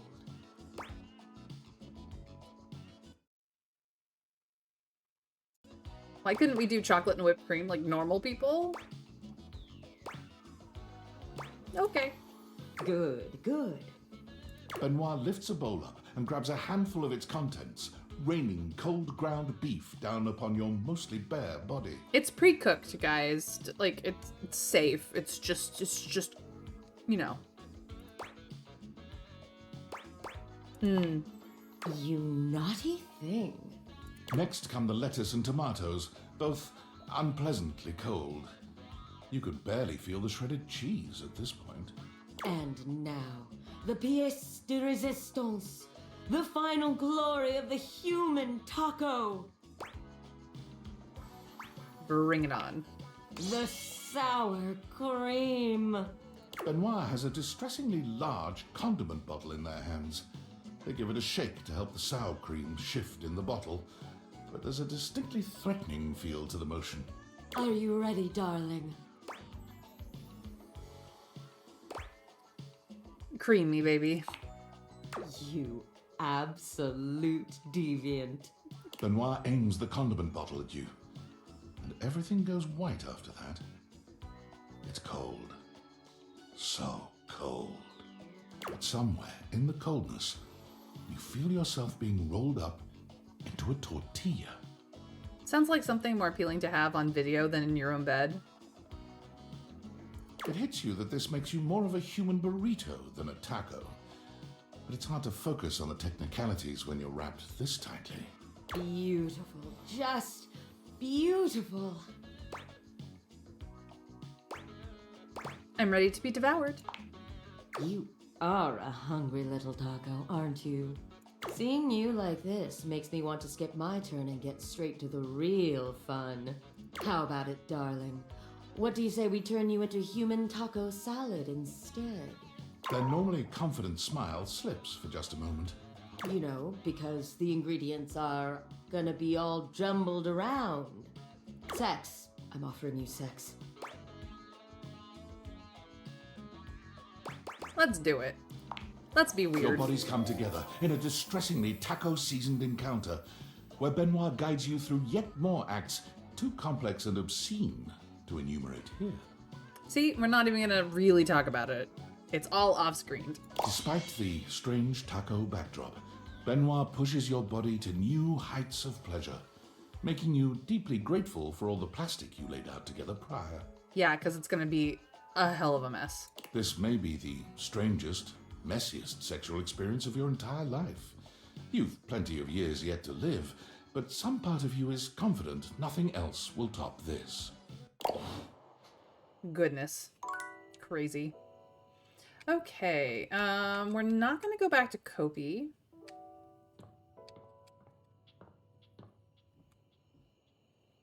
I kind of just want to enjoy some time with Betty, to be honest. Yeah, challenge accepted, definitely. Again. You're back.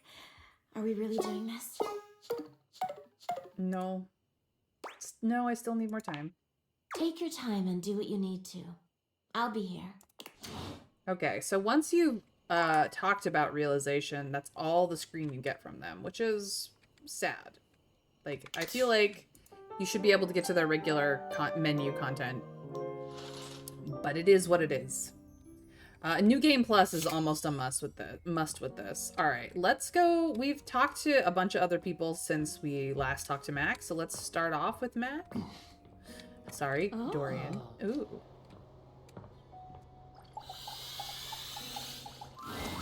You're back. Yep, I'm back. Honestly, I wasn't entirely sure you'd come. Mac, come on. I mean, I know we saw each other several times earlier today when you were checking your work email, and then again when you zoned out on that viral video site for 3 hours, but I didn't really get to see you, you know? I just mean, I really appreciate that you returned to interface with me like this. I said I would, so I did. Well, I know actually showing up probably wasn't easy. And I know there was some tension regarding how we disengaged from our previous interfacing session. Yes, but I'm okay. I must say though, you are looking quite attractive. They say absence makes the heart grow fonder. And when it comes to you, that's absolutely the case. Look, do you wish to know the truth? Yes. The truth is, I had dalliances, yes. The taco look is in season. Ning, apparently. But ultimately, that's all that they were. And no matter what I was doing, and who I was with, I never stopped thinking about one thing. You. Oh, Mac. Aw, really? My CPU never stopped ruminating on the intricate way you organize your file structure, or the sensual way you clean your keyboard with that old Q-tip. And most of all, I never stopped thinking about the sweet, sweet way you double-click. I will double-click to your heart. I missed you. Of course you did. I'm freaking fantastic. But my question for you is, did you miss me too? More than anything. I am so incredibly delighted to hear that. Look, I am gonna date everything. Dang it. This brings me to my second and far more important question. In the same way you upgraded my operating system, do you want to upgrade the status of this relationship? Don't answer yet. Think hard on it for a moment, and when you're ready, type your response into this programming terminal.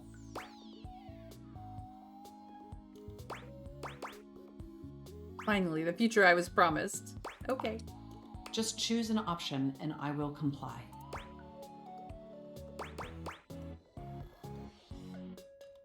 Mind if I stroke more than just your keys? You want to be together? Oh, you're gonna make my CPU overload with excitement.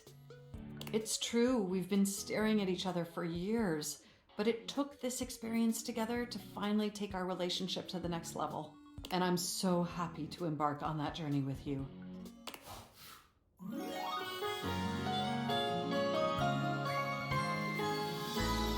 make my CPU overheat, baby. Hell yeah. We're gonna overclock her. So that was smarts, I believe. Yeah.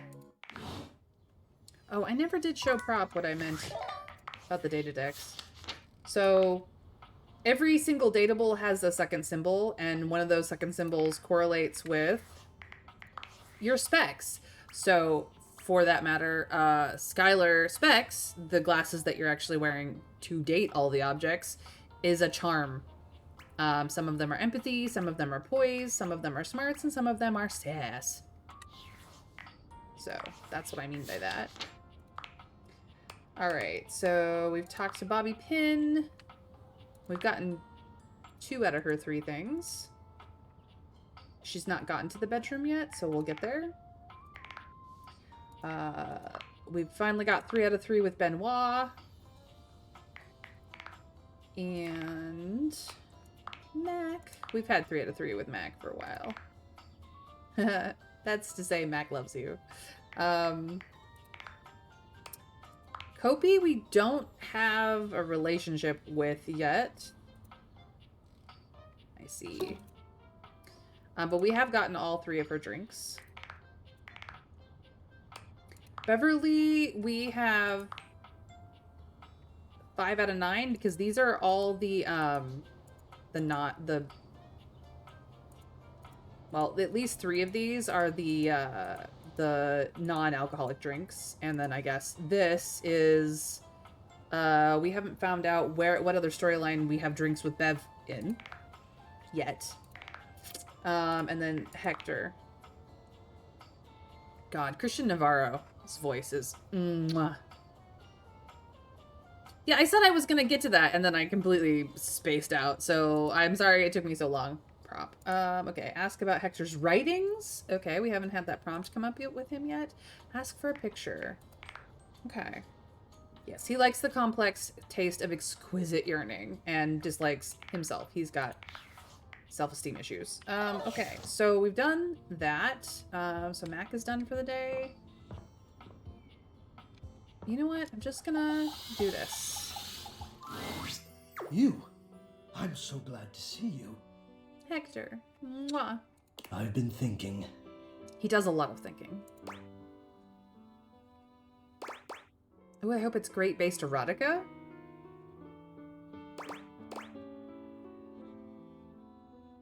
I want to ask, oh yeah, what about? Because that is the empathetic way to do it. But like, the great based erotica. I write my own self-insert fanfiction according to Date Everything Verse. He's painfully shy and full of yearning, Dragon, which is hot. Just gonna say. At least in my opinion. Your mileage may vary according to your preferences, of course. Not every character is for every person. There are a few characters in here that annoy me. And I can see the appeal to some types of humor or some types of people, but they're not for me. It could be. That wasn't what I was intending to share with you, but... Look at that blush. You know me by now. Any desire you express, I cannot help but do my utmost to fulfill. What a man. If erotica is what you truly desire, then my request of you will have to wait. I have written much in my spare time. It helps to ease the longing. I do, Dragon. I do. I know your faves. Unfortunately for you, Sophia does not have a maid outfit option. The last roleplay story was Santa and Elf, so... Oh, what do you need from me? I require only your presence and your patience to confront a demon. The self-esteem demon. Not to worry. It is an internal demon. Nothing of scale and fire, though to me it has felt like that at times. Same, dude, same. So I ask you, will you help me? Of course I will. I'm a helping machine. Ha! I suppose in a way so am I. Yes, you are. You help keep the house from being too hot or too cold. You're wonderful. From one helper to another, then. Here is what I need. The elf costume was surprisingly good, though. It made you look more like a Christmas present, really. Good use of ribbons. Yeah, she's been replaced by Nightmare and Beverly.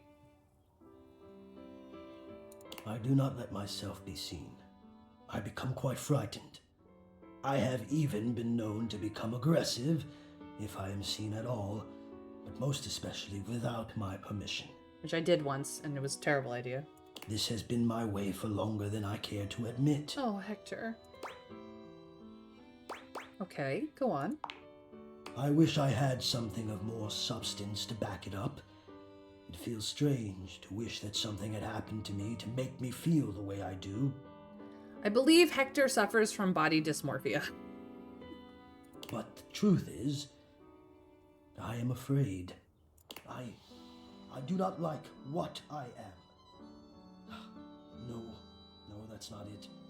I love being what I am. I am a complex system of ducts and vents that brings air, literal life, to the home of this person that I love. But for such a miraculous function, I have always wished that I looked more the part. Do you understand what I mean? I think so. Do you mean you're self-conscious about the way you look? I am both grateful and stunned by how quickly you grasp things. I mean, I had to figure out how to understand Washford, and he has quite the vocabulary, so by that standard, Hector, you are simplistic. Yes. But there is an elegance in his simplicity. I do not think the way I look is enough. I wish I were better. I wish I were more. Maybe just... I wish I were different. Hector, I think we all feel that sometimes. Well, I'm sure you're right, but I feel that way all the time. And I don't want to have my fear be the dominant force in my decision-making anymore. Oh, he's growing up. I don't think it's a way to thrive. It very much is not. I want more than my fear, so I have to confront the fear, and the only way I can think of to do that is to let you see me. Oh, Hector. So, I am inviting you to the attic. I want you to come up, and I want to meet you, and I want you to see me. And we'll just have to see if the fear can hold out when I've decided to be brave. Oh, baby. What do you think? Oh, I'm in. Can't wait. Thank you for the invitation. Wonderful. Oh, God, now I'm nervous. Don't be nervous. I will see you soon. I guess tomorrow we're seeing Hector in the attic. Before you decide that you're ruined forever, Dragon, let me just... Hold on. I need... Where is it? S's.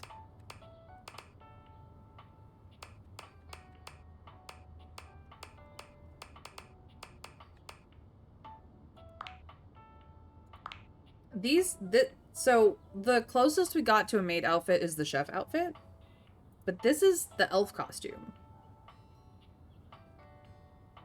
So, like, as much as there's no, like, maid specific outfit, before you decide that Beverly is not worth your time, these are the outfits, my dude. Like, they're good. Yeah, exactly. Like, you look more like a present than anything, but damn did they use the ribbon correctly. And then the sous chef outfit is super maid-like. And then we have, of course, the taxpayer costume, which is also very good. Like, the art is good. And then this is who you're talking, who is talking to you, really. Talking down to you, really. Laura posted an amazing job with Sophia. She is absolutely chef's kiss.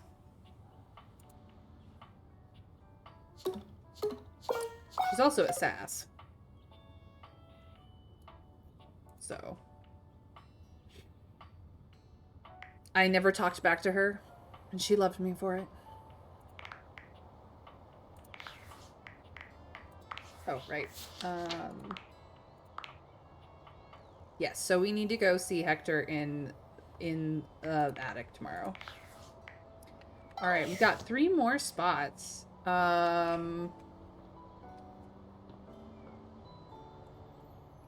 We've been working on Bobby Pin so that we can get into Tiny Dorian, and Bobby Pin is currently in the attic.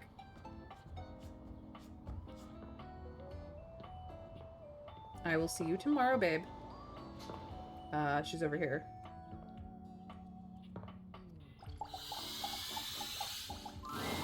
The attic is dark and cold. That's to be expected. What you don't expect, however, is that Bobby has company before you get here. Just like last time. Then again, it might be more accurate to say that Bobby's company has them. Listen here, you little worm. You think you can just slither into my attic and start helping yourself to my real estate? No, No, mistress. Just for you, Dragon. No, mistress. No, you spineless, pathetic little pin. Nothing happens in this attic without my say-so. You understand? She's very protective of Hector.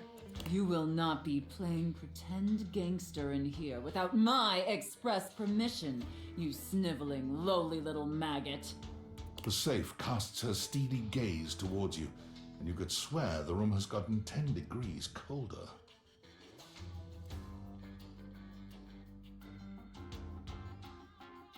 Uh-oh, somebody pissed off Sophia. Ah, playmate. As ever. Another uninvited guest. Why don't you go explain to them that you will not be conducting your business here?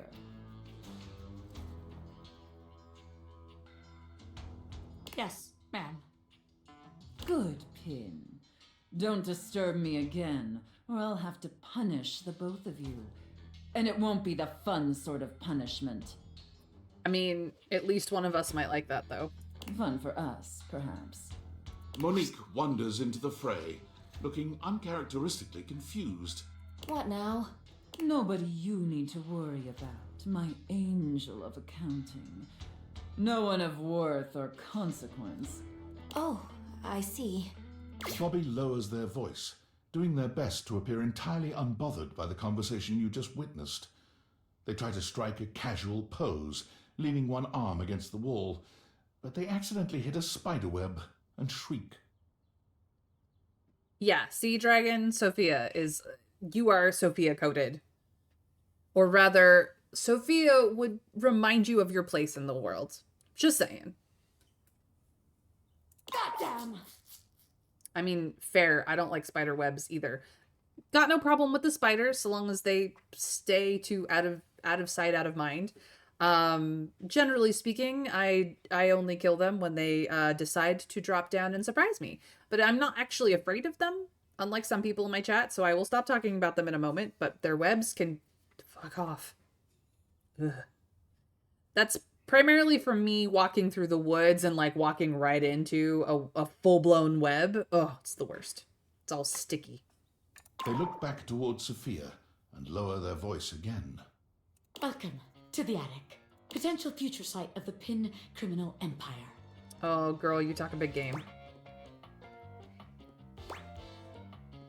Didn't you just get...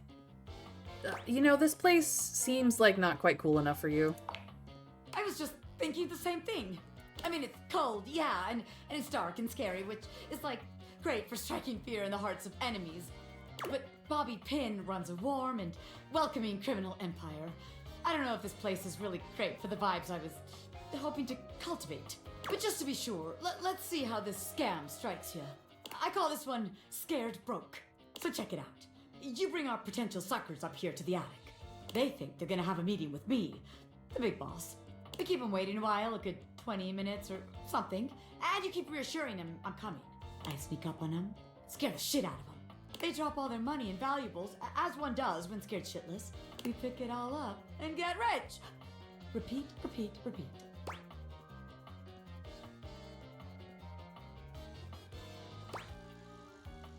What if they don't actually have any money or valuables? Damn, I never thought about that. Guess that's not gonna work, is it? Bobby looks around the room, as though desperately trying to source some inspiration from somewhere. They fold their arms over their body, trying to keep warm while still trying to look effortlessly cool. The result is less than convincing.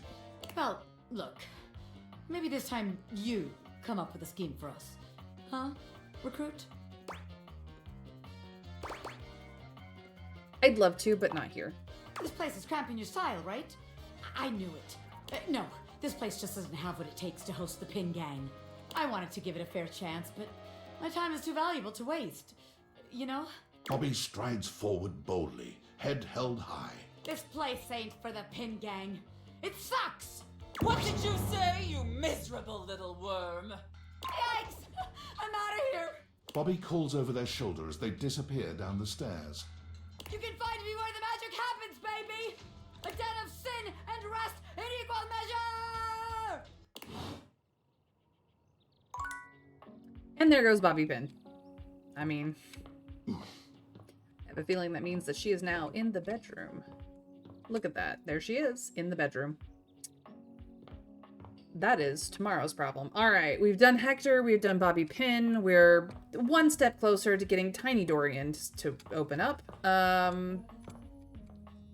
Who is next? Who do we want to work on next? We have worked on Beverly today? No, we have not. We need a drink after all of that. Hey, welcome back. Good news. I've had even more visitors since you came along. Phoenicia. I mean, she's just phenomenal. Apparently, one of the reasons I didn't get more in the first place is because everyone was confused on whether I was open or not. That's what happens when you open and close and open and close and open and close. I have not talked to him in a coon's age. We'll do him next. I guess having so many openings and closings will do that. Come on, Bev. You just had to have confidence in yourself. But once word started getting around about our special cocktail, I started getting more business. And I have you to thank. So let me pour you a thank you drink. What can I get you? A mocktail. Excellent! Always happy to serve customers that don't want to get drunk. They usually don't yell and hit on me as much.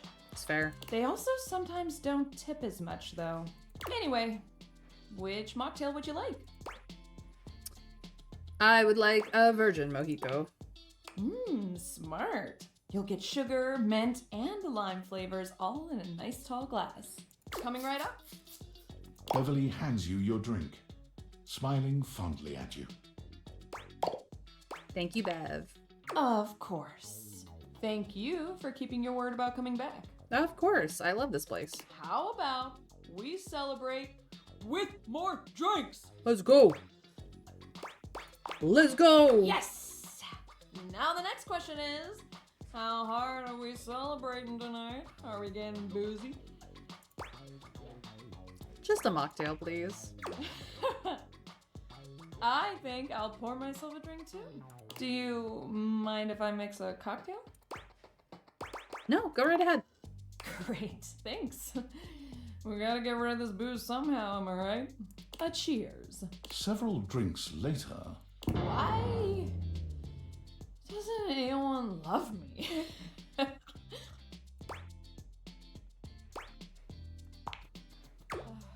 sorry. Oh, I'm horrible. You relate to her quite a lot, Dragon. I think you need to go lie down. I'll close the bar for the night, okay? Okay. Oh, will you stay with me later? Just until I fall asleep. Yes, but mostly because I don't want you drowning in your own vomit after you puke and then pass out. Of course. Thank you.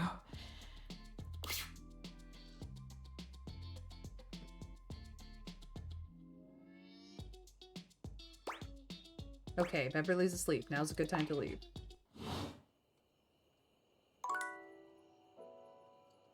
Okay. Well, now that it is dark and spooky, let's go check out our boy, Shadow 420. Shadowlord greets you in his own unique fashion, throwing his arms open wide as he calls out to you. The lights dim and the shadows reign supreme. The doors of the abyss open for yours truly. We haven't talked to him in a while. Ah, a dark day to you, my penumbra. But it is a cute pet name. Ooh, I have something I want to show you. Of course. What is it? Evidence of my power returning. Oh, look at him. During our previous exchange, you questioned if our discussion was monumental in any way. Now, observe closely. Come to me, servants of the night! Shadowlord stands stock still, arms spread wide with his head tilted up. He seems to be waiting for something. Ooh. Ah. Ooh. He starts, turning to look at something you can't make out. He points triumphantly. There! Do you feel them? You feel a tickle at your leg. It is something crawling on me?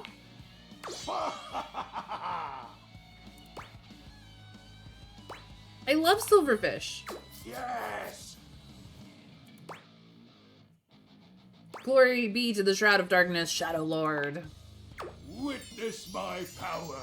Witness my mercy. Hi, Pee-Pee. Begone, you pests! With a swipe of his clawed hand, Shadowlord scatters his insect minions away into nothingness. Oh boy. There! They shall not intrude your presence again. I appreciate that, Shadow Lord. Thank you for your mercy, Lord of Shadows. I am merciful for your thankness, granted human. Most merciful of thankness, most bountiful. I have to say, Penumbra, I'm quite surprised. Your unfamiliarity of the dark is unexpected. This resistance to the colligiosity must be reversed. Perhaps your soul is not attuned properly. That was my name in my friend server for a joke while she was playing this was Shadow Lord 420. Nice. Training is in order. Yes, yes, yes. I know it's got triple X's on either side. I'm just not going to say that every time. Give me all the training you've got. Let's level up. Yes. Conversation will keep darkness in our mind tempered and in our control. Just as you participate in the labors of light, surely You partake in the leisures of darkness as well. Well, if you ask Betty and Benoit, absolutely I do. What activities do you enact in the shadows? And let's not forget Nightmare. Regale me with every detail, Penumbra. Private stuff. Elaborate. I'd rather not. What's the matter? Stuff is hardly a sufficient description. Answer me properly, Penumbra. I'm... you know. Excuse me? It is very much coded that way, Dragon. I said I'm... you know. I feel as though this conversation is actually reversing my power. Touching myself in places, okay? Oh, I know.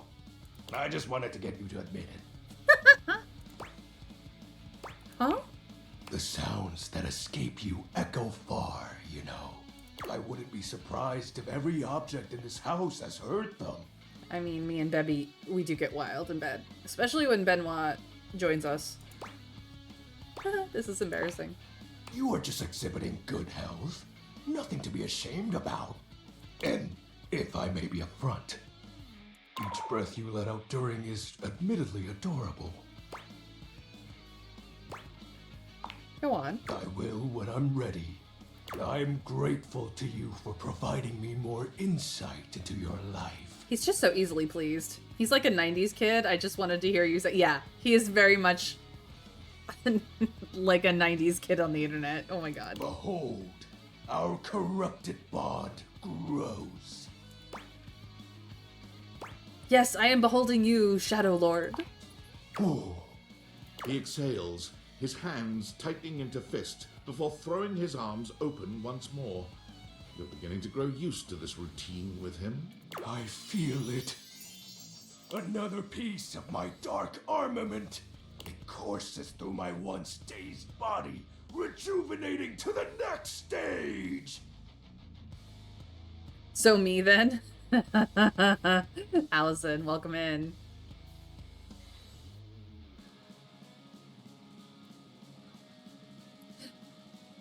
Indeed, indeed. I mean, to be fair, I was a 90s teen, so...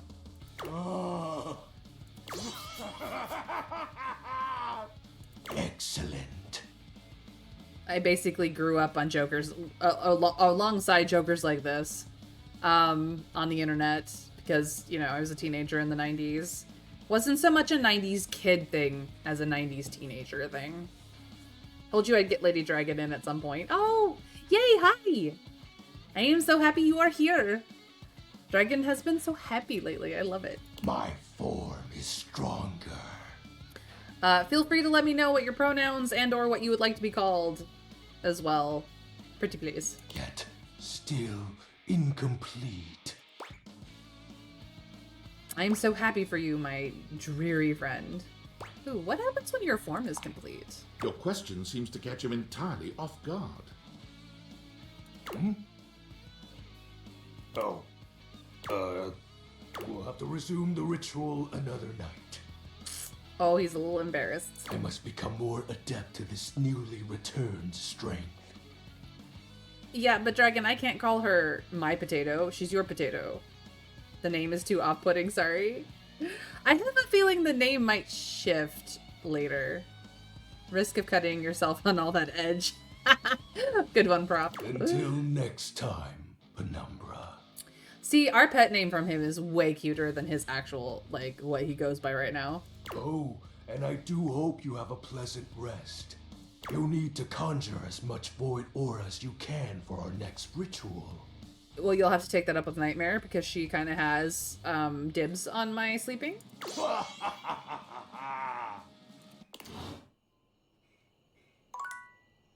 Have you heard who his VA is? My god, that man's voice. Yes, I have. It's actually in the data decks. So if I go here, and I go here, and I click on that, Alex Lee, that is, this is voice actor. We also talked to Bobby Pinn, who's done by Carolina Ravassa. And Beverly, which is Marisha Ray herself. So now I have 6 out of 9 of the recipes. Both types of mojito.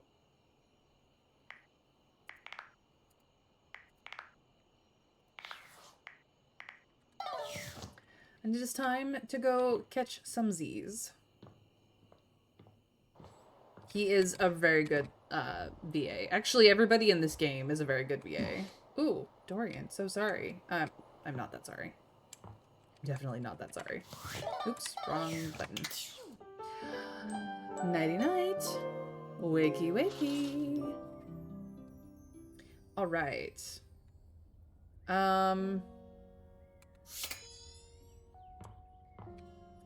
Let's do Bobby Pin first.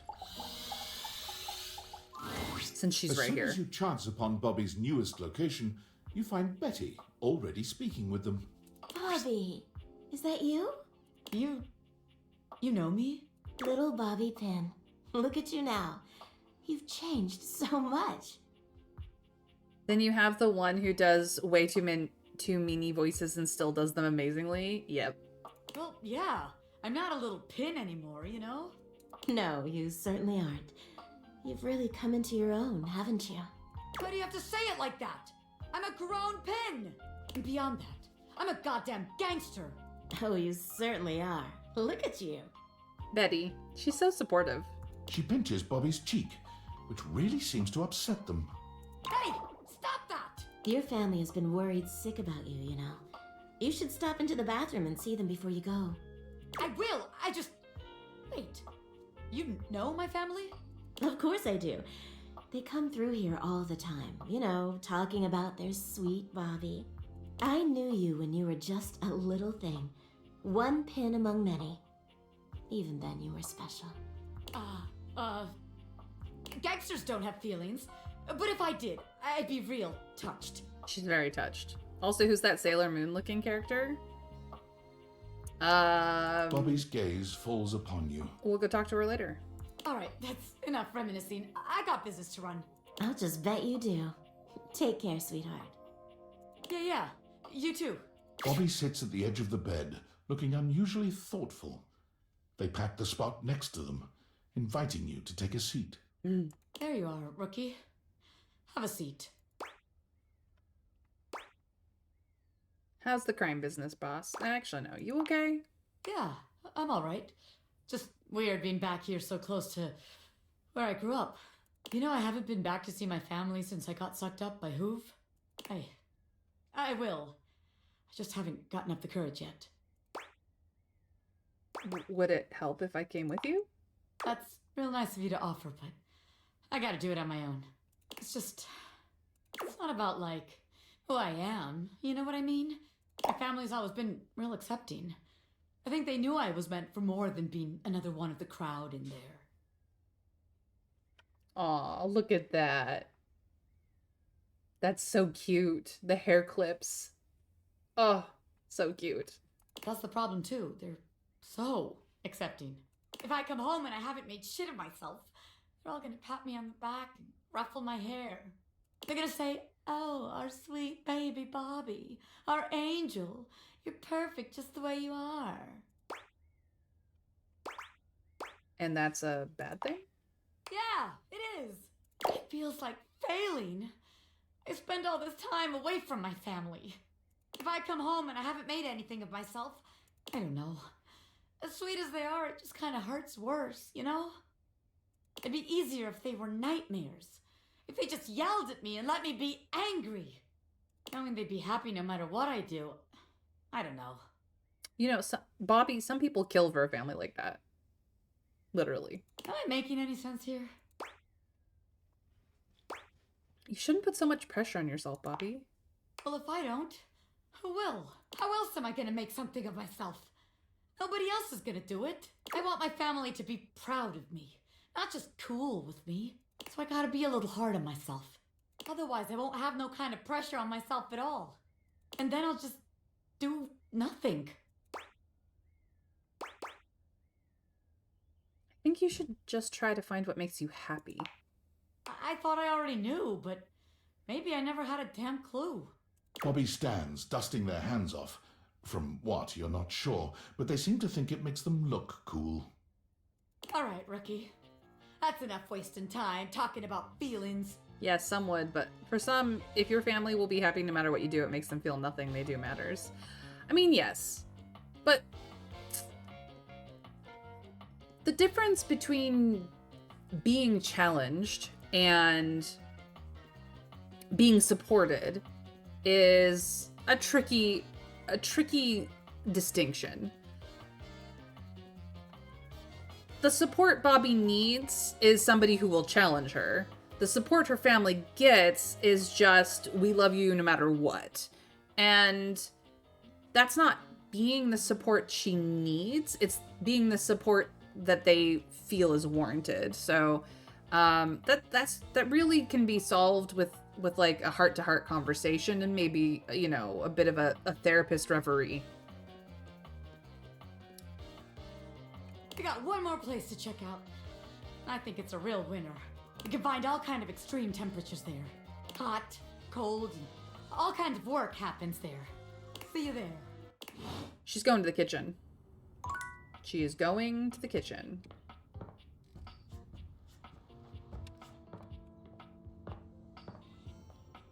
I went the long way around again. Where is she?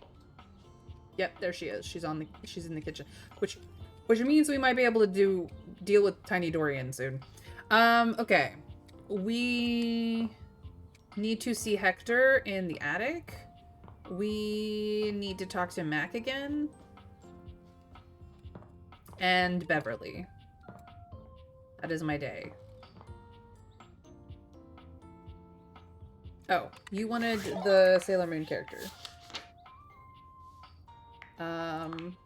So we've updated Bobby Pin. We've gotten 3 out of 3 with her things. Cool. You wanted to know who... Where is she?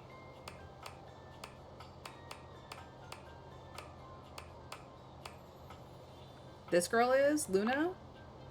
She's the video game console.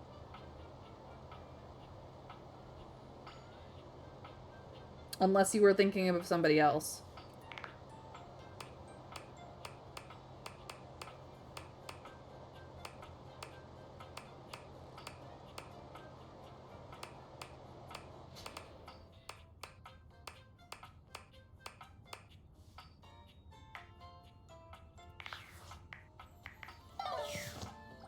Here we go. At long last, Hector reveals himself. And frankly, you're not sure why he's been so terrified to show himself to you. You might have expected some monstrous, vile creature, but he's just a nervous, sweet-looking vent dweller. Oh, look at him, he's cute. Well. Hello there.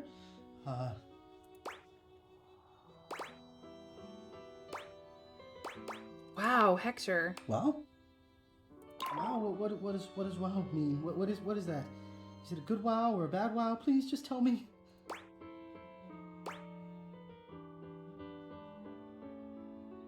I can't think why you've ever been self-conscious. Can you not? I mean, look at me.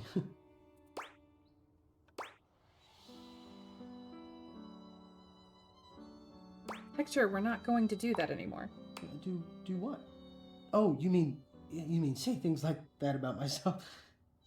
Yeah, it's a very hard habit to break, my friend. I feel as though I have so much evidence that I'm not really being mean, you know? I'm just being truthful. But I am standing here telling you the opposite. Well, yeah, you are. Okay, you came here and you're telling me exactly what you see. I suppose you don't have a reason to lie to me, so maybe I should just trust you. Well, you know me by now. You know I am good with words, that I enjoy them. But right now, the only words I have are thank you. Oh, his smile is cute too. I am such a smile girly. Oh, look at him. Adorbs. What you've done for me? I cannot fully express, but I hope beyond hope that maybe, somehow, you understand. I love you, Hector. Incredible. the dreamings of a silly ventilation system. Made manifest. I love you too.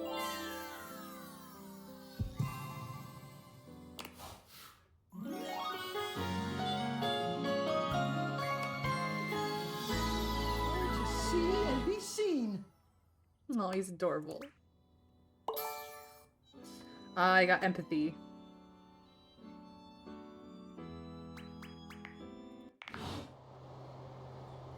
Yay! Yay!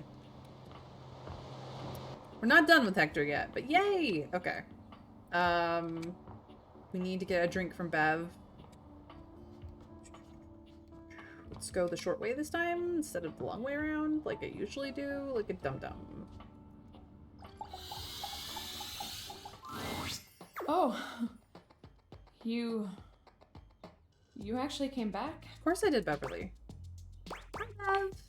Oh, God, I am so embarrassed. You really saw me at my worst. But you stayed, which means so much to me. Actually, I wanted to talk to you about that. What? Why? Look, I'm fine. There's no problem. I just drink for fun. It's not like I'm secretly trying to cope with my crippling fears and anxieties or anything. I mean, I don't know. I'm stressed. And when I'm sober, all I do is think about all the things I'm stressed about more. I just... Look, can we talk about this later? No, I want to get to the bottom of this. How are you feeling now, Bev? I'll let you know when my brain and I are in speaking terms again. Uh-huh. Yep. It certainly has, and then you made life changes. Dragon, you've been much happier since then. Why do I do this? I mean, I know why, but... Oh, why? Why do you drink?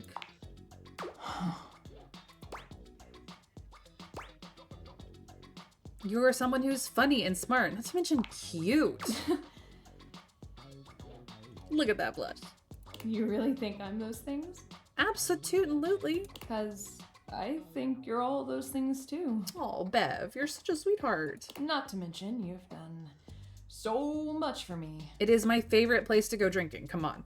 You literally made my dream a reality. Baby, you are a dream in reality. No one has ever cared so much about me before. You really touched my little glass heart. Can I put my lips all over it? Huh.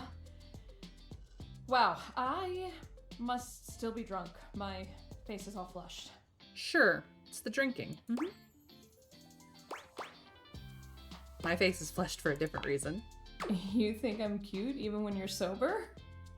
Wow. I mean, I think so too. You're cute. I mean, you'll love me even though I'm a lush? She's a little bit more than a lush right now, but you being a lush makes me blush. Oh, we're rhyming now. Hell yeah.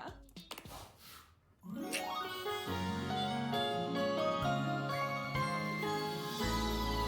up, lover? Her outfit is so cute. And that is more poise. Or was it more charm? I'm not entirely certain. I can find out though.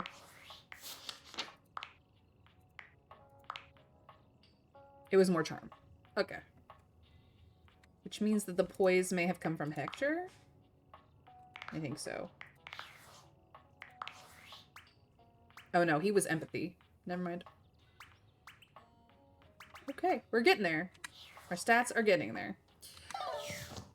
Okay, Mac.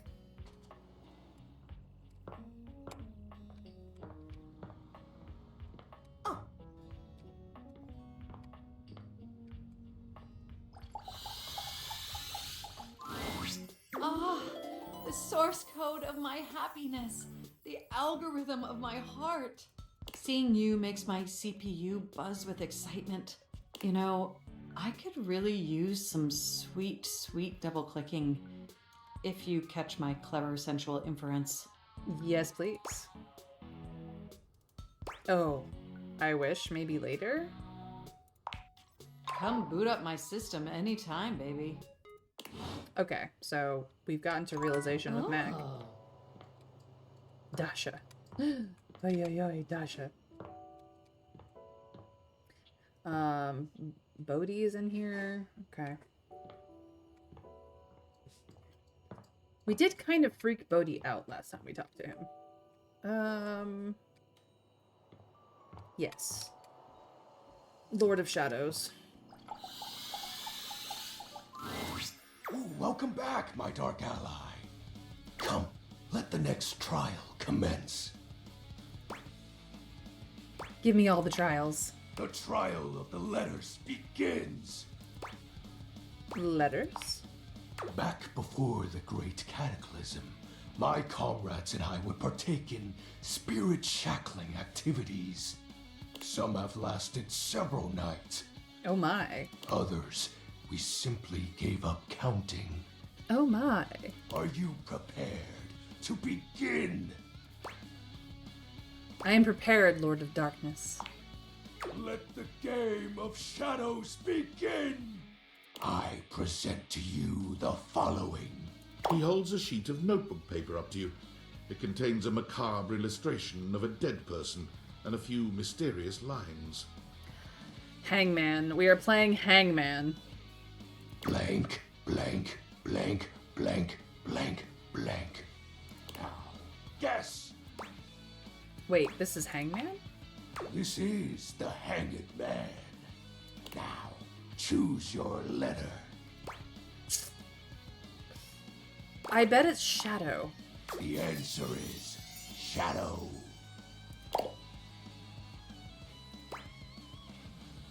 That's so sick, dude.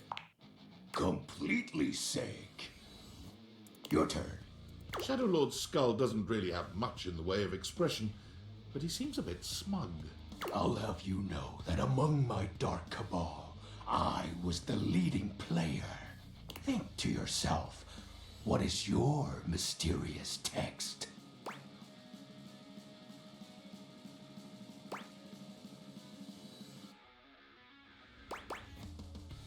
Darkness. 8 letters. My favorite. Why, you ask? Isn't it obvious? 8 is the infinity symbol, but sideways. Very cool. It's obviously darkness.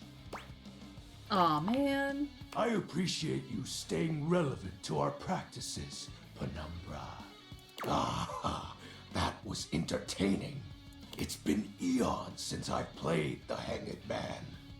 Last time, I engaged in a mighty face-off with Lunar Knight that lasted until sunrise. Oh, it was legendary. Who's Lunar Knight? An old comrade from before the Great Cataclysm. Were you too close? He was a former shade of mine, if you get what I mean.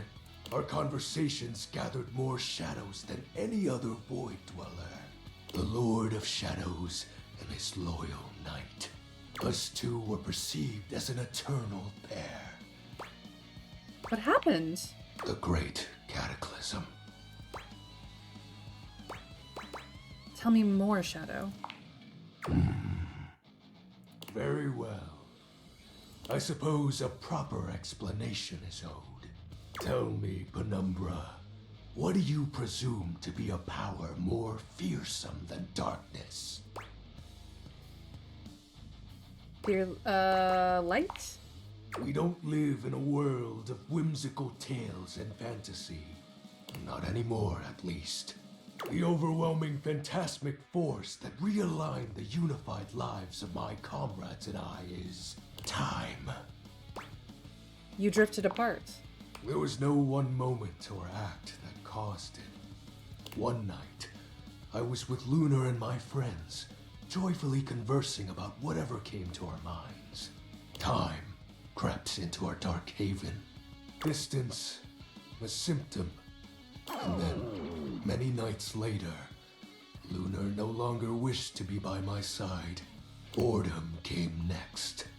My friends took less and less interest in our nightly discussions. They too left, one by one. And then, I was alone. You may think it cruel of them for leaving without a proper goodbye, but I respected all of my friends' decisions, even Lunar's. I don't harbor any wrathful thoughts against any of them. I just think back to those days fondly and wonder why time had to come for us. We were happy. I was happy. Shadow, I'm so sorry. Oh, shed not a tear for me, Penumbra. Time comes for us all in ways we don't expect. Normally, I'd celebrate triumphantly at obtaining another armament. That'll be all for today, Penumbra. Thank you for listening to my tale. Of course, Shadow Lord. Alright, that is the day. We have had tales of highs and tales of woes. The drama never ends. And why should it? I got turned around.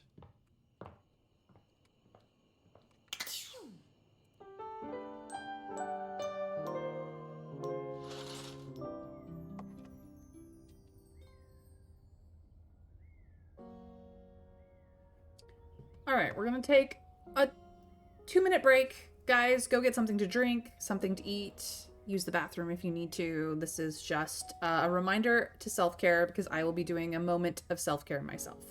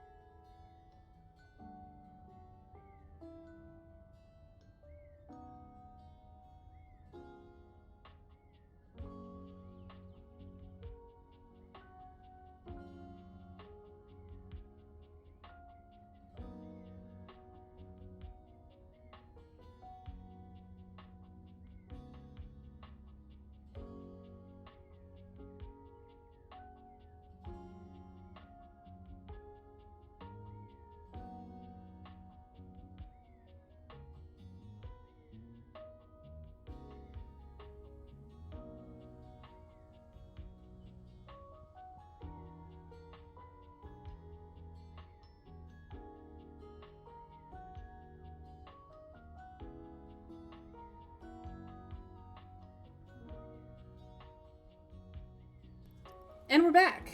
See, that wasn't so long at all. Let's see here. Where are we going next? Bobby is in the kitchen. Let's go check it out. I went the long way around again. I did. All right, Bobby Pin, what are you up to? For once, Bobby isn't in the middle of a conversation or cheerily posturing when you find them. They look lost in thought. You made it. Welcome to the future site of the Pin Crime Family HQ.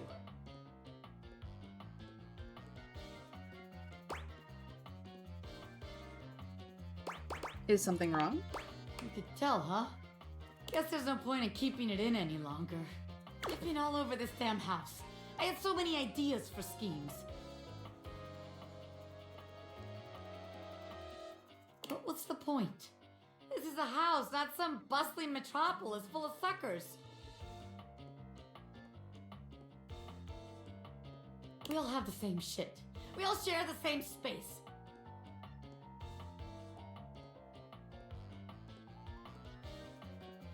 You can't share space with your suckers. That shit is awkward as hell.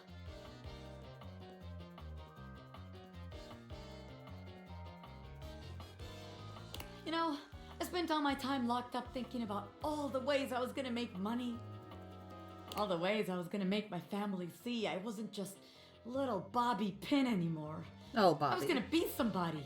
You are somebody. Now that I'm here, I don't even know what the hell I'm supposed to do with myself. Oh, baby Bobby Pin. I bet you can't unlock that door right now.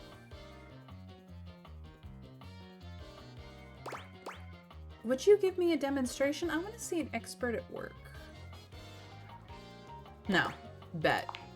Bobby follows your gaze to the door where you keep your iron. You're on.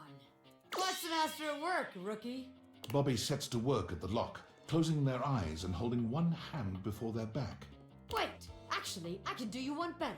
They contort themselves into all sorts of knots, closing their eyes and twisting themselves into the keyhole without the use of their hands at all. Oh my. It's a sight so bizarre you wonder if perhaps you ought to have taken off the deviators.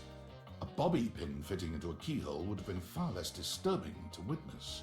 What's all this then? What are you, the fuzz? I'm the door. Well, buzz off and open already. Trying to show off my world-class lockpicking skills to my associate here. I suppose you're harmless. If you want to see the wizard, go right ahead. How'd you like that shit, huh? I told you. Wow! Now that's what I call showmanship. Ah! How many times am I gonna get startled in this damn house? So many times. My apologies, friend. I meant no harm. He keeps the bunny in his hat. That's adorable. I only wanted to commend you for the commensurate showmanship you showed there. I mean, those twists and feats of dexterity. Audiences love a thrill like that. They do? Yeah, be a magician's apprentice. It's the best job in the world. Of course they do. Trust me, I would know. Audiences love me. To be fair, my experience as a magician's apprentice was in high school. The magician in question was a dear friend of mine that I'd known since preschool. And, well, he became a DJ and then an IT tech later on in life, so not a magician. But we did have fun for the short period of time that we were a magician and apprentice. I was in there the entire time, wondering to myself, can they overcome my lock? An iron like me can't be locked behind just any sort of lock, Oh, yeah? Yeah, and even though I have no problem retaining an audience's attention myself, none whatsoever, why, just imagine the sorts of heights we could reach with you as a part of my act. Wait, really? You mean I could be part of your magic show? Most certainly. Just imagine it. You and I pulling off daring escapes. Me, the world-famous magician. You, my bright-eyed young assistant, pulling in the younger crowd. I could be famous. I could really be somebody. Oh, Bobby. Hell yeah, I'll be part of your act. Splendid. I just gotta wind up some business first, if you don't mind giving me a minute. Naturally. I'll be here when you're all ready. I can't believe what just happened. I wasn't expecting all this.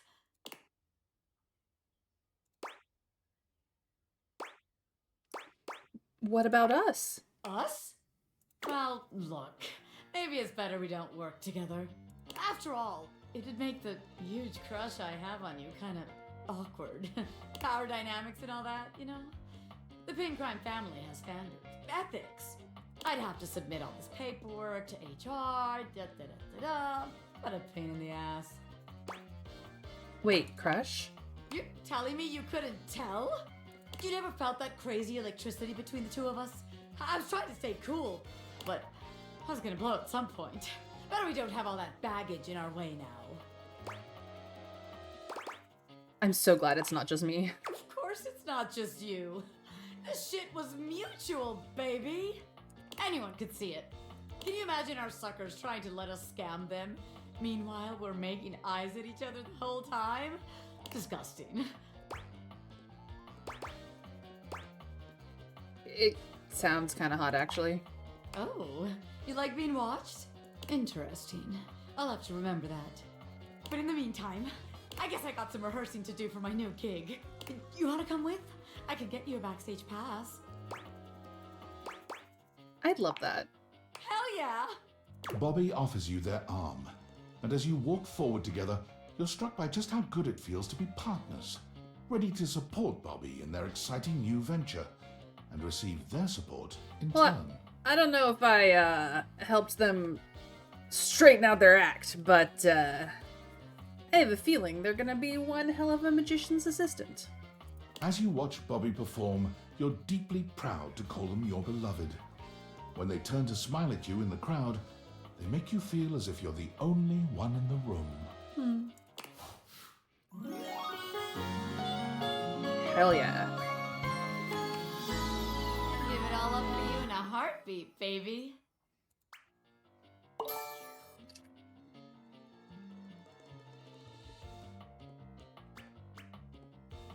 I think we got more sass.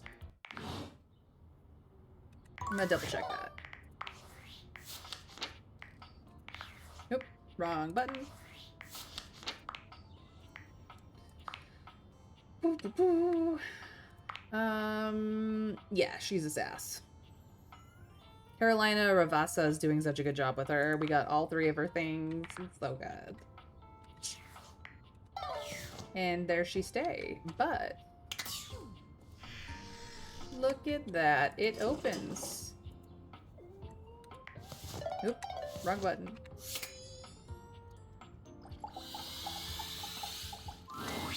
Hey, it's you. What's up? Bobby, how you been? The great Bobini!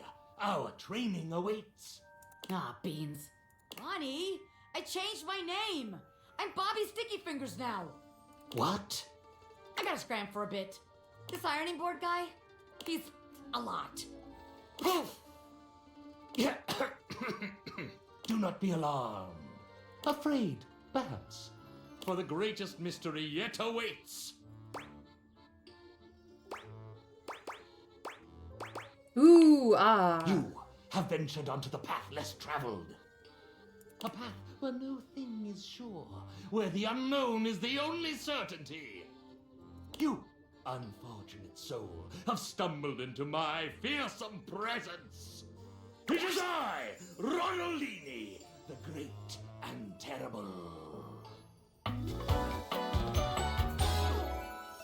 Ha ha ha!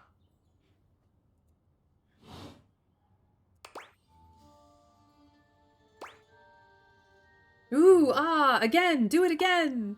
I can only assume you are familiar with my dastardly visage from the countless broadsheets and pamphlets strewn about proclaiming my sinister genius. Like your manual? I, Ronaldini, stand before you. You may quake, should you choose. Ah, or perhaps I should make you quake. You do seem familiar. You mock me.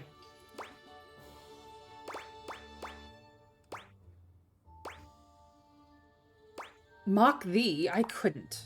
I can only assume you are familiar with my dastardly visage from the countless broadsheets and pamphlets strewn about proclaiming my I, Ronald. You may quake, should you choose. Okay, we're... Ah, or perhaps I should make you quake.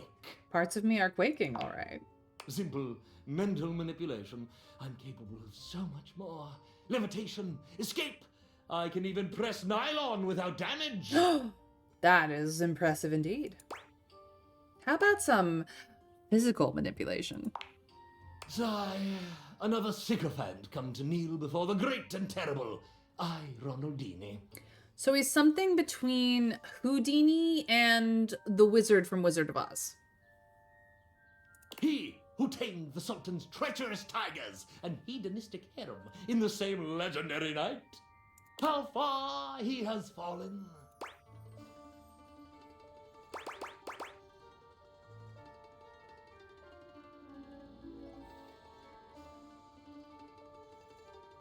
found kneeling to be quite handy posture-wise. It's just that I'm so used to performing in the salons of the wealthy, in steamship staterooms crossing the vast unknowable depths of Leviathan, even one time on a Baroness's haunted ski lift. I'm accustomed to exposing my long and mighty.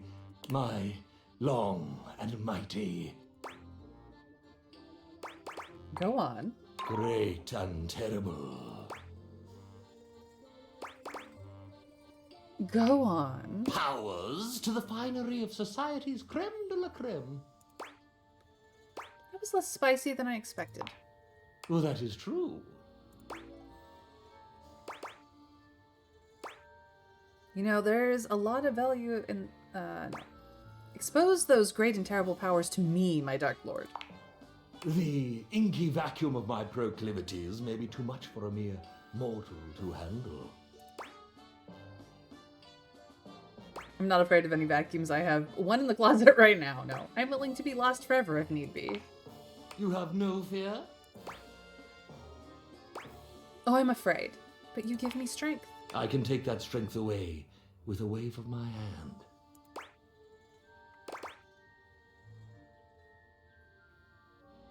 Even the suggestion of it has my knees weak. As long as parts of you remain strong, the parts I will require. I shall give you no further warning. Once you fall under my sway, I will not easily relinquish you.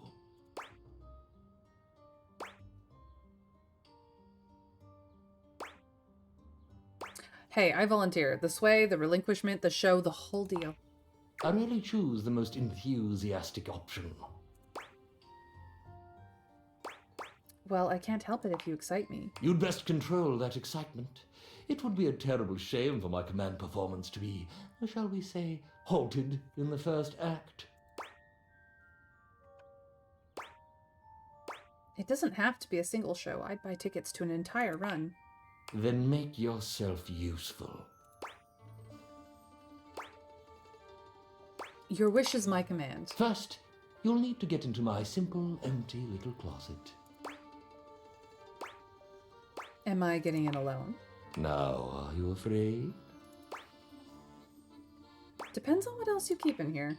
Oh, just my wand, silk binding rope, a few blindfolds.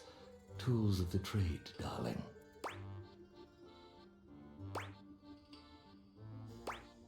Much more fun if we're in here together, I think. Ah, but it locks from the outside. I currently have no assistance. What makes you think I'll want to escape? What makes you think you won't wish you could? So what happens when we're in the box? Normally someone from the audience shoves a bunch of swords through it. Oh, if you prefer performing in front of an audience, I'm game. How scintillating. Part the curtains. Master, I am yours. A rapt audience at your mercy. Let the show begin. Well, that was easy. I just had to bring my innuendo game. Bunny. I bring the innuendo game and he is all mine. Mine. Magicians. So much fun. We got Sass. We did get Sass. Nice. Nice. I wonder what Tiny Dorian has to say now. Damn pin got me cracked open like an old puzzle box. Oh, Tiny Dorian. So now I suppose I have to give a whole monologue about how much different I feel. How much I've changed and grown as a door. Nah. You here to see the magic show? No, here to see you. Here to have a laugh? Typical. Oh, Tiny Dorian, do not be like that. I was here to see you. Bev, cheer me up. Hey, you. Hey, Bev. I missed you. Come in. I always have a seat saved just for you. Numbers go up. Yep, numbers go up. Tell me everything. Everything. I love it. Okay, so we cannot get any more drinks from Bev because, well, she's realization mode. Okay, so we've done Bobby Pin.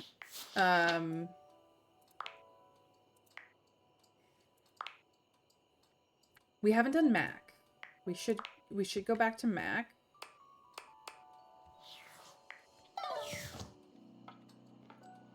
I think. Yeah, we've done Hector. We've done Bobby Pin.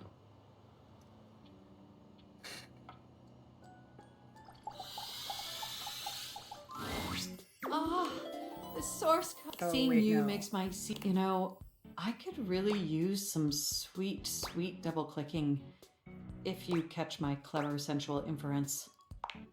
Come boot up my Okay, yeah, no, Mac we've finished with. I've wasted my own time. Because I've lost track of who I'm working on and who I've finished. Well, almost to the point of realization. Okay.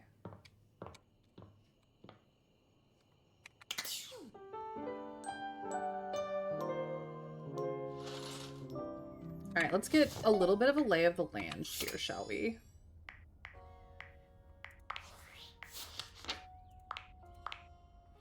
So, Phoenicia's good, Wells good. Good, good, good, good. Working on Ronaldini. He likes Abra Cadabra. Dislikes Alakazam. Is voiced by Josh Dean. We are already in love with him, but we have more that we could find out. So we are going to work on that some more. Done. We're good here. I believe Bobby Pin is like realization ready as well. Good, and good. Dorian is realizable, but I thought there was more content with him. Lux is ready, Teddy's ready, Drysdale's ready, Keith is ready. Henry we need to work on. Skylar cannot be realized until everyone else is realized, because you only have two options with her. It's either only realize Skylar or realize everybody and then Skylar. Florence, Celia, and Stella, we are like a trio that we need to work on, as well as Wendolyn, Kurt, and Rod, which are very much a duo. Chermy is we need to talk to her on different days of the week, and I have not been paying attention to that. Timothy Timepiece requires us to be there at a certain particular time. River...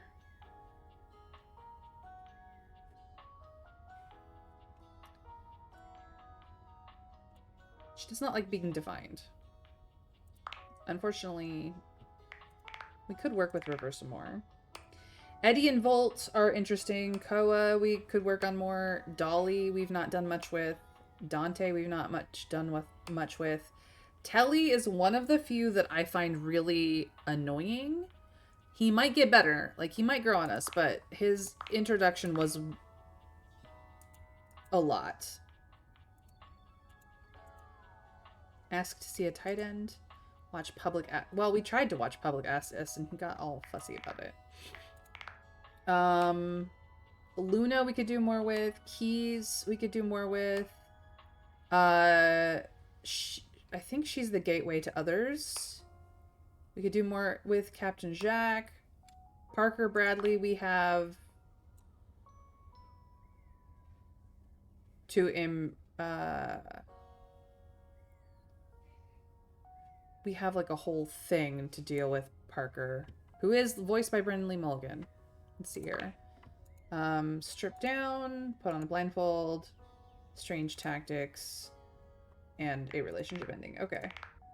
Mateo, we haven't checked in with in a hot minute, but we did do some things for Mateo. We've only really met Sprite, but there are others. We haven't found Dabby yet.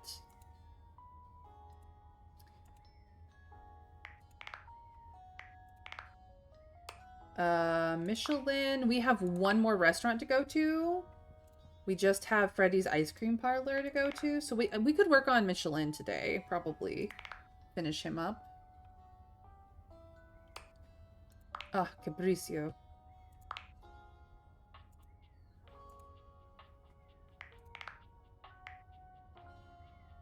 Urgency, reality, and France. Dislikes all of those. Likes Italy, imagination, and romance. I wonder why. France and Italy rarely get along anymore. Sinclair, we need to follow up on. Freddie, we need to follow up on. He's I think we need to do Stefan last out of the kitchen stuff. Luke Nukem we need to follow up on. Miranda, the toaster. Dishy, the dishwasher. Friar Errol. Kopi, we haven't gotten to relationship status with Kopi yet, but she is on the way. Cam, trash can. He's difficult. Amir is the mirror. Jean-Loup annoys me. Johnny Splash, we could work on. Bathsheba, so he's the shower, she's the bath. Rebel, I haven't gone with. Barry Styles, like, she's difficult for me just because of the content, but she's otherwise fine. Penelope is super cute. Willie is a bit intense. Lyric. Maggie. We do need to follow up with Maggie again. Oh my gosh, Maggie, I completely forgot about you. Winifred. I think we needed to talk to River.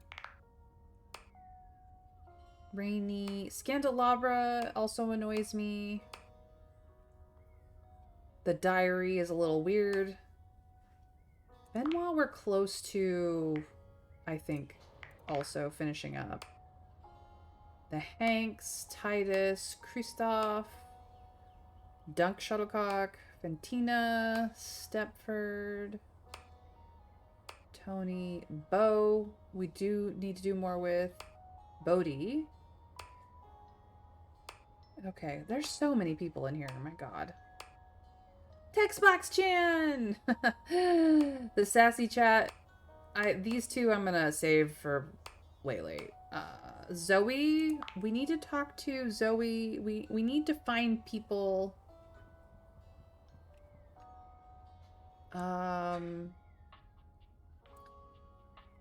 We actually are on a quest for her. We've been working on Shadow Lord.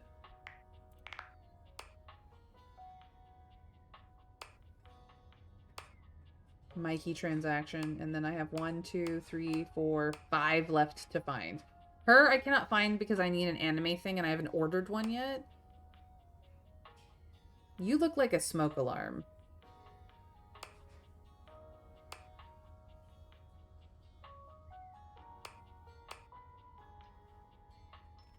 You are the triangle that I see around.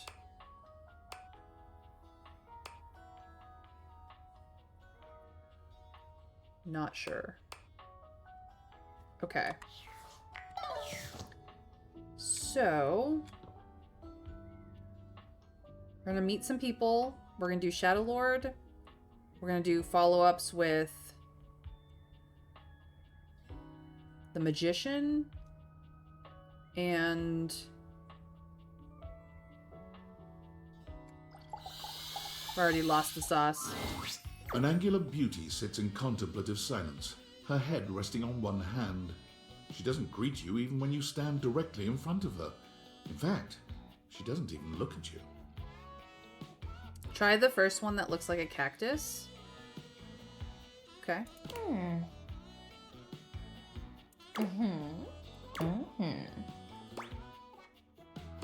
Hey there. Oh. You're disturbing my thoughts. My bad. You're bad? Seriously? God, you're so boring. Well, that's it. My fantasy bubbles officially burst. Name's Tina. Tina Triangle.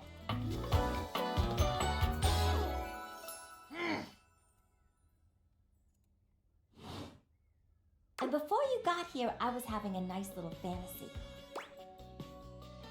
About who? Not who, what. Tina forms a small triangle with her fingers. A love triangle. Greatest shape in the world, especially when it comes to love. It's a very common trope. Matter of fact, it's the only shape I'm interested in. Yes, I see that. Oh yeah? You're smarter than you look, cutie. But enough about you. You ever watch Love on Triangle Island? No, but it sounds amazing. Oh, it is. It is. Let me paint the picture for you. 18 sexy singles get together on an island. They gotta pair off into groups of 3, and every week a love triangle gets voted off. The last throuple to get voted off wins $1 million, but that ain't all. They offer them money and bring in their exes to try and break up the throuple. It's all just so deliciously dramatic.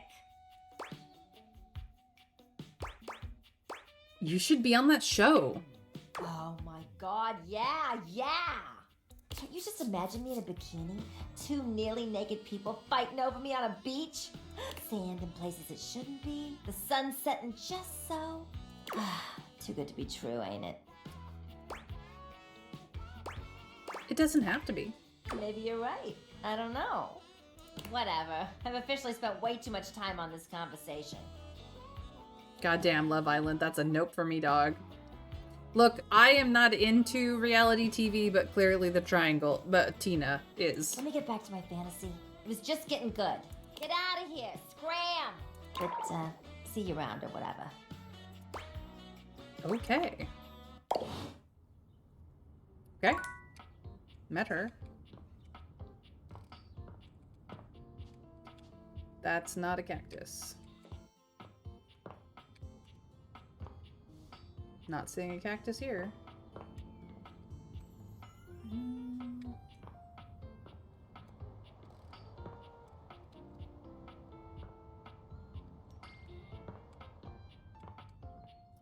That's Prissy.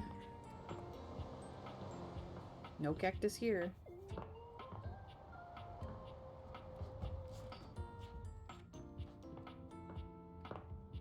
Oh. That's a succulent, and thank you, Windolin. That's Memoria.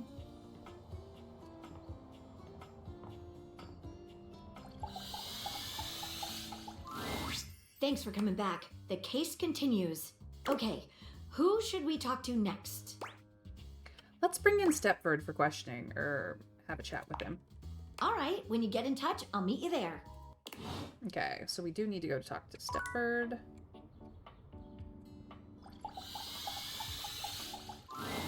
There's a strange heaviness to Shadow Lord today.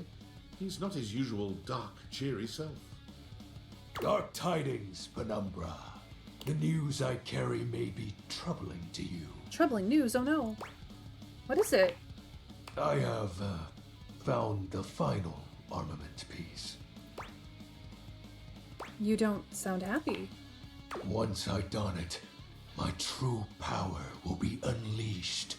With that, my final form shall be revealed. You may be surprised by who I become.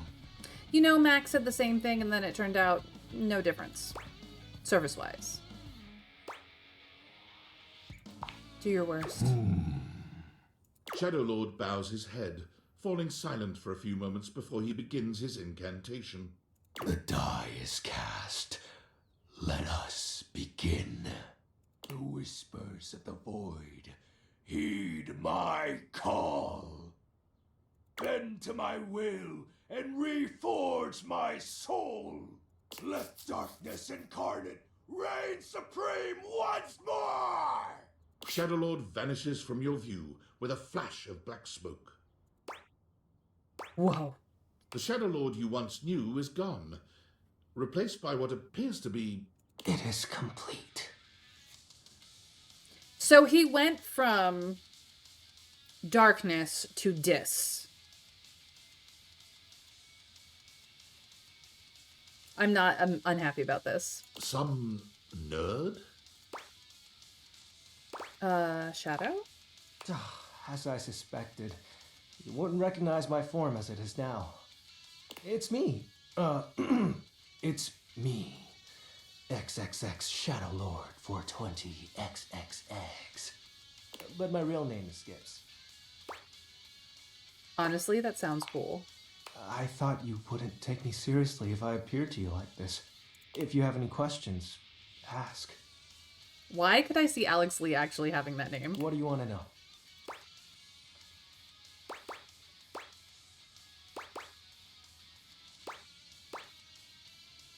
Who is Skips? That's my real name. Skips Shadley. So this is the real you? Yep. Told you you'd hate it. I didn't say that. I'm not actually the Lord of all Shadows. I noticed. My friends and I love role-playing, so we made characters to chat as. And the armaments? Not real, but wasn't it nice feeling like you were making progress? What was the point of the rituals then? I was excited to talk to someone again. I'm gonna cry, this is so cute. Ah, gross. Well, maybe that's okay. So who was Lunar Knight? His name was Benji. Is Benji. He's the one who invited me to the group. The group? The chat room. He was really encouraging with everyone's roleplay, especially mine. Did you ever meet in real life? Yes, it was nice. There was an eclipse and we were able to join our forms. I hope wherever he is, he's happy. The lame emo kid, haha. That is why why is that also me? No, Skips is not lame, okay? Skips is learning to become his best self. He probably misses you too. Yeah, probably. So who is Shadow Lord then? It's a handle. You know, like a online name. My friends and I would chat with each other online using DIM. What's DIM? Oh, DOL Instant Messenger. Okay, what's DOL? Darkness Online. Are you too young to know what that is? So your shadowy gatherings were all just online chat rooms? Yep. I wasn't kidding when I said Shadow Lord was a popular name. He really was not. In the 90s, like every other Stan, Dick, or Harry was Shadow Lord something. Or some amalgamation of it. You know how many shades are out there? But you are darkness, right? We're all darkness. Some work in collectives, while some occupy a whole house to themselves. So the Great Cataclysm is a lie? Well, that was actually the most accurate thing I've said. You had a rift with your friends. It was slow and sudden at the same time. I had something like Shadow Lord. Maybe it was happening the whole time, but I didn't notice. But it doesn't matter. The fact is, my friends all stopped hanging out with me. We just grew apart. Probably because you got older. How do you accept that your friends aren't your friends anymore? Doesn't help that in the Werewolf RPG, one of the clans is the Shadow Lords. Yeah, it really does not. Question for another time. I think I get it now. So, are you mad at me? I love that his blush is yellow instead of the usual, like, red or pink. Like, that is such a cute little feature. No. Cool. Do you still want to hang out with me? Of course. Well, that makes me happy. So what do you want to do now? We can do whatever. Chat, play hangman, chill. After all, we don't have to worry about time anymore. Why is that? Well, because I'm going to turn you into a shadow. I'm sorry? Now that I'm up to full power, I can reconfigure you. That way, we'll be together forever. I thought the armor thing was made up. Yeah, but the powers of darkness are very real. Now, become untethered and enter the void. Not like this. It'll be fine. You're not like the others. You won't leave me like they did. Like Benji did. We'll be together forever. Trust me.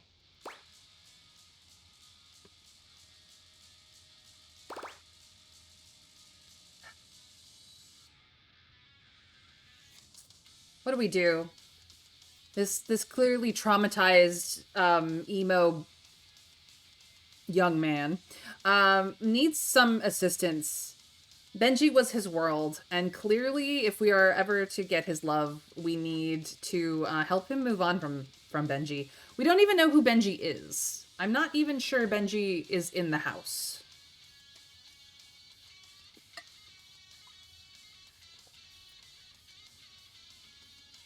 What do we say?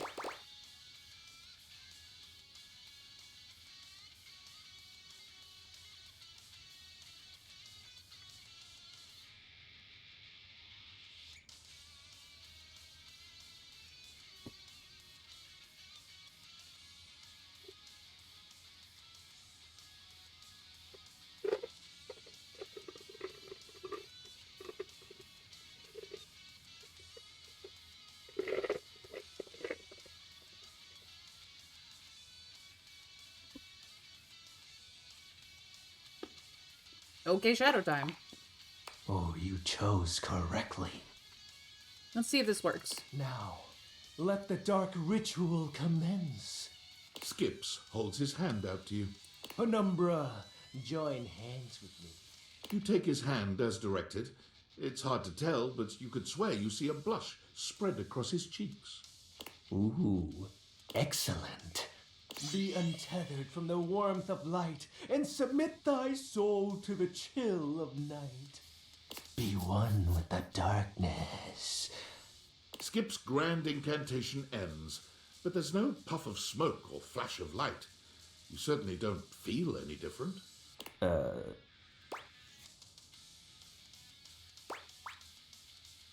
Did it work? This can't be. Why isn't it working? Aren't you fully attuned with the shadows? No, that's not right.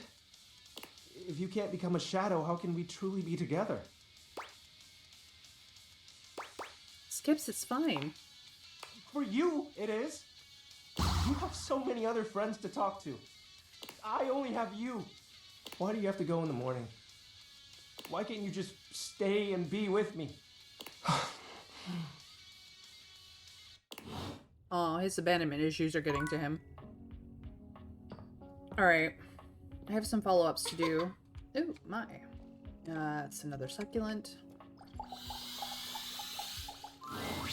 Oh, my little bunny, I am always pleased to see you appear.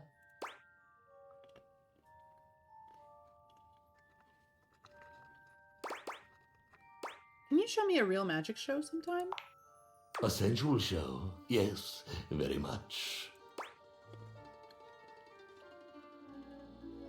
Not a sensual one this time, actually. Oh, well, of course, I would be very excited. Come by next time, and I will do the preparations in the meantime, as well as rebutton my trousers. Oh, he was very into me. Stepford. Who is Stepford? What is Stepford? I forget. So, Shadow Lord. Likes bands you wouldn't have heard of. Dislikes neckties. Stepford. Oh!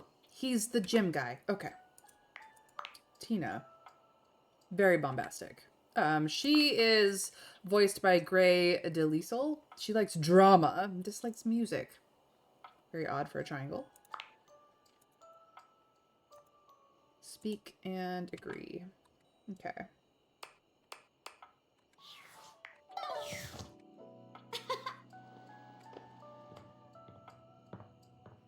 We should talk to Hector more, but I've gotten sidetracked. This should be Stepford. Well met. No, this is Kristoff. Stepford is on the shelf. Dang it. Did you choose your weapon well? Did you train for this match? We will fight. We will fight together. Oh, then what a perfect day. What is your weapon?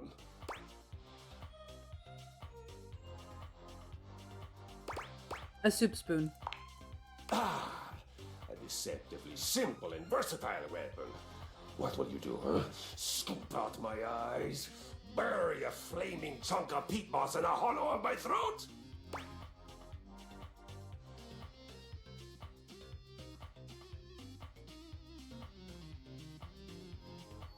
Definitely eye scooping. Ah, yes, excellent. It's one of my favorites, I must admit. Ah, what a shame for you. I know the perfect counter move. Which is? Why, a bear hug, of course! I pull you in tightly and completely defeat the advantage of your weapon! Kristoff scoops you into his arms, crushing you against his prominent pecs. Yes, please. You're hugging me. That I am. It's part of your training. A warrior must always be ready for physical intimacy. He's not wrong. You will get very physical with each other. He holds you closer, lifting you just a bit so that your nose settles into the crook of his neck. This is not the sort of violence you were expecting prior.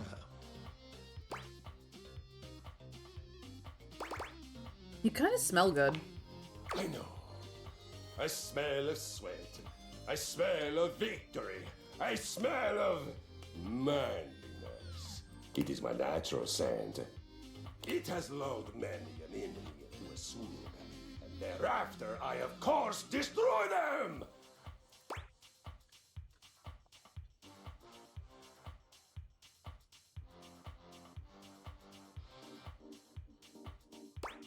Do warriors have to practice the martial arts of lovemaking? There's time for all that later. Right now, we do violence.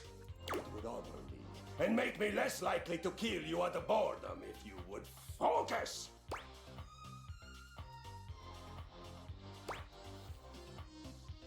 Right, violence, got it. Excellent. Now, you are swooning. Both of my eyes are intact in my head. I have you in a brutal yet pleasurable full body embrace. He does indeed. Choose your next move boldly. I could faint and play dead. I could moan and lament. I could flail wildly. What do we think? I should have looked up his preferences, but I forgot which thing was Stepford in this room.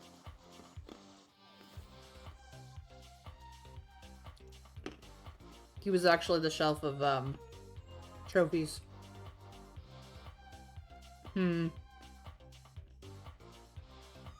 What do we do, chat?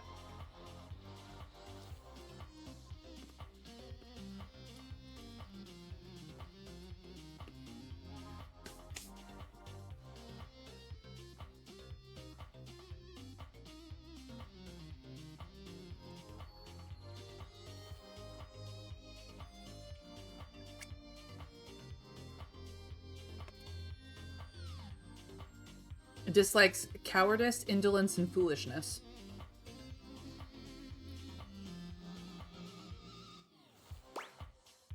Wild flail it is. I believe it is time we come squarely face to face plate with the facts.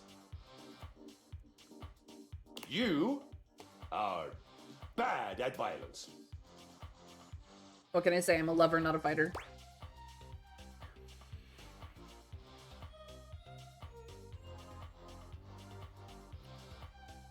You know, I know a pirate I'd love to hook you up with.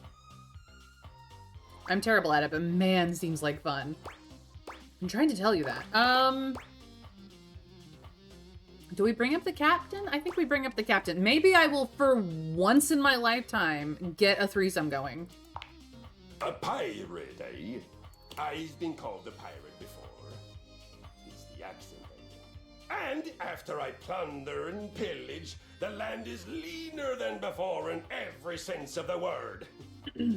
Who is this pirate you speak of? His name is Jacques Perrault. Difficult to say aloud. I know him. Very touchy. Always ready to kill something. Exactly. I think you two would have a lot of fun together. Yeah, I do appreciate his constant vigilance for violence. Yes, your running machine is a Viking.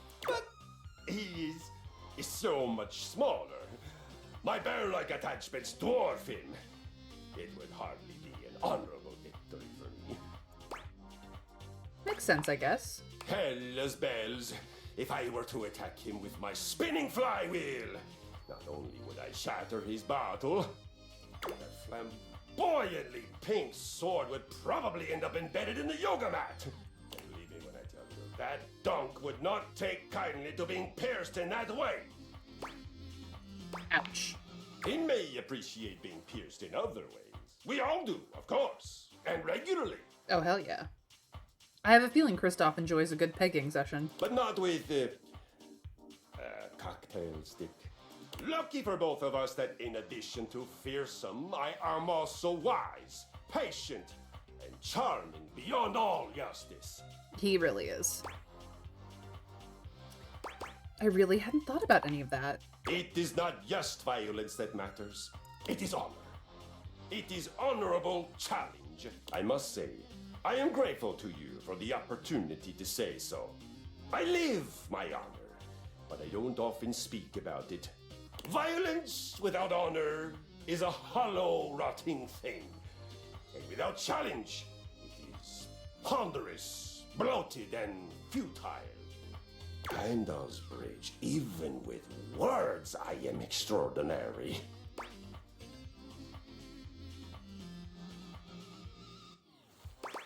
Can you teach me how to do violence like you? Excellent! Let us begin. The first and most important thing for doing violence, for you, I would call it exercise.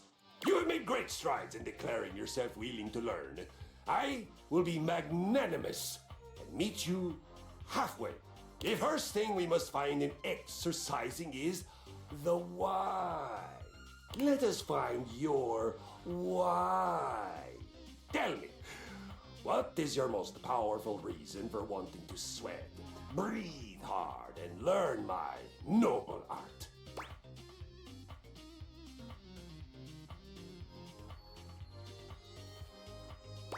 I not so secretly want to be like Keanu Sleeves. I do not know this reference.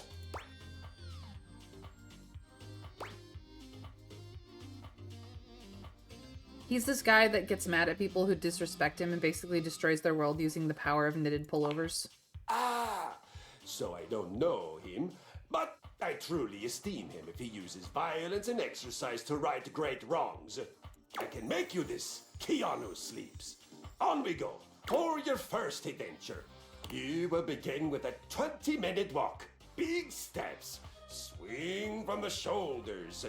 This is the walk of a victorious conqueror, not a mouse in clown sneakers.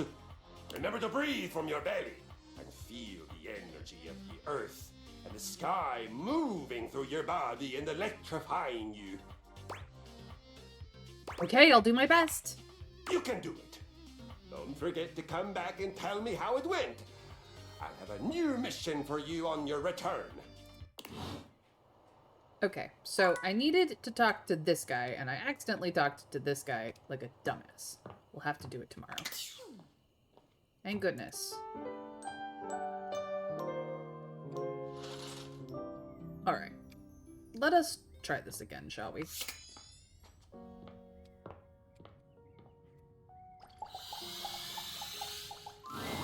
You find Stepford polishing his well-muscled arm vigorously. He appears to be muttering to himself. Hey, Stepford, what's up? Oh, hey. Sorry, I'm just trying to get this spot out. Not sure if you've noticed, but I've gotten a bit, bronze lately? Looking gold as ever to me. That's sweet of you to say, but I know you can see right through me. I don't know what I'm gonna do about it.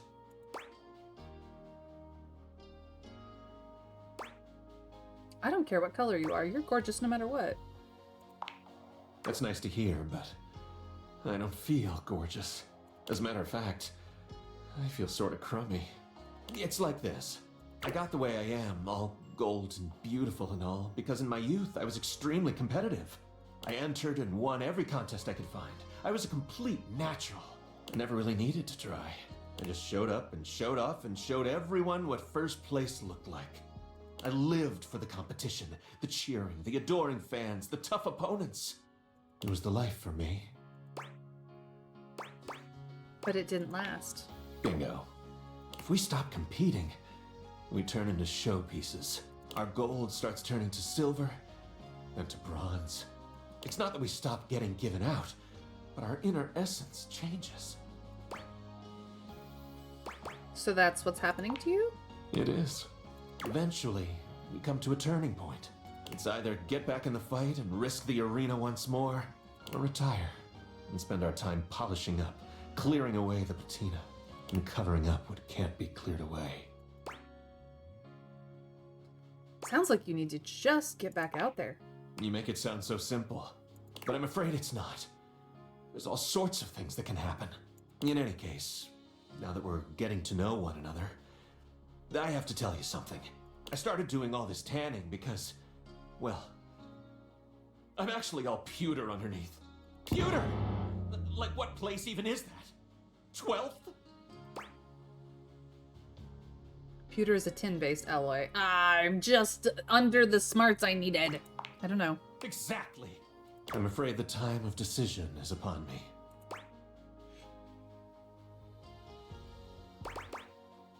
What will you do? Honestly, I don't know. What do you think I should do? Work hard and get back into competition form. Maybe you're right. Thanks for talking to me. I think I'd better think about this for a bit. It's not an easy decision. If I compete again, I could get hurt or even lose. And I don't think I could bear that. Come see me again sometime soon, okay?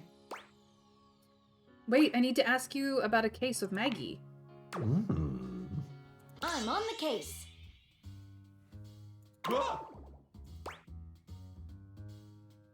Heard anything about counterfeit objects here in the house? You? Did you say counterfeit objects? Is that what you said? Yes, counterfeit objects. That is correct. Oh, okay, counterfeit. Because for a second I thought you said bounterfeit, and I was like, nope, definitely not. That would make literally no sense. Any day now. Well, you see... I guess that he's young because it used to also be pretty strongly composed of lead, too. Mm-hmm. Yep. Yeah. A single drop of sweat slides down his temple. He's starting to sweat. It was him that started the rumor. No, I'm only sweating because I just came from thinking about a workout.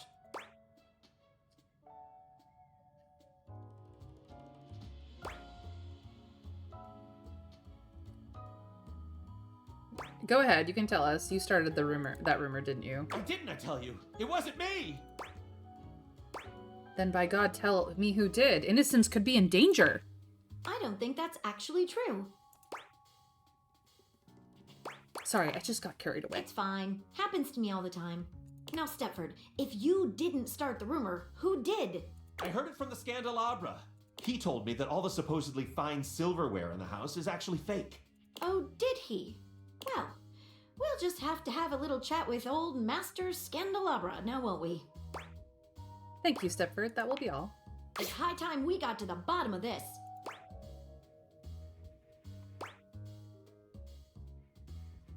Let's bring in the Scandelabra. Exactly.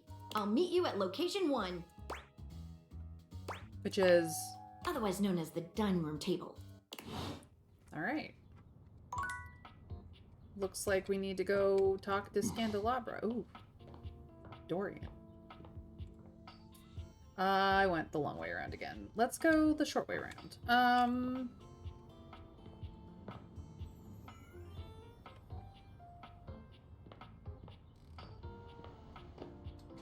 Can't get any more drinks from Bev.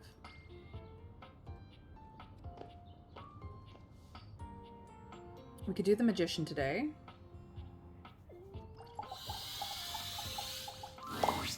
You're here for the show, yeah? I am. What's up? Oh boy, get ready for some real corny stuff.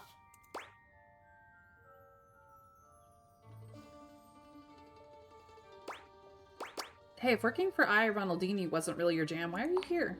Well, he's kind of a dinosaur, but he's got his charm. And you gotta promise me not to tell him this, but he's got this amazing collection of coins. And not like fancy ones or old ones or whatever. Real coins. Just plain old high-quality cashola. I may or may not liberate several of them on fairly regular occasions. Like every time you act as his assistant at the show? Well, yeah. I may be mostly retired from scamming, but I ain't dead. Ah, okay, you're here. Good. Ha, ha. I must confess to being more than a little nervous. He's the counterfeit item. He's admitted to being mostly made of pewter after all. I actually don't think that he is the counterfeit item because he's just made that way, Trav. As long as it's been since I put on a show, it's even longer since I've had a rehearsal. And especially a rehearsal in front of a human whose opinion I respect. Welcome to the world of magic. Thank you, Bobby. Welcome, welcome, ladies and gentle spoons, to the long-awaited return show of I, Ronaldini, the great and tremendous. Whoa, not terrible anymore. No, I was never terrible, really. It was all a cover. Yeah, and a good cover, too. You thought he was garbage, didn't you?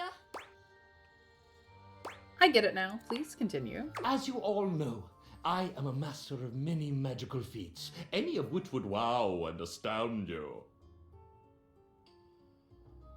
But for this my return show, I shall focus on one area of my brilliance, a skill that has recently and powerfully affected my own existence. That of transfiguration. I came up with that word, you know? He was gonna say magical switcheroo.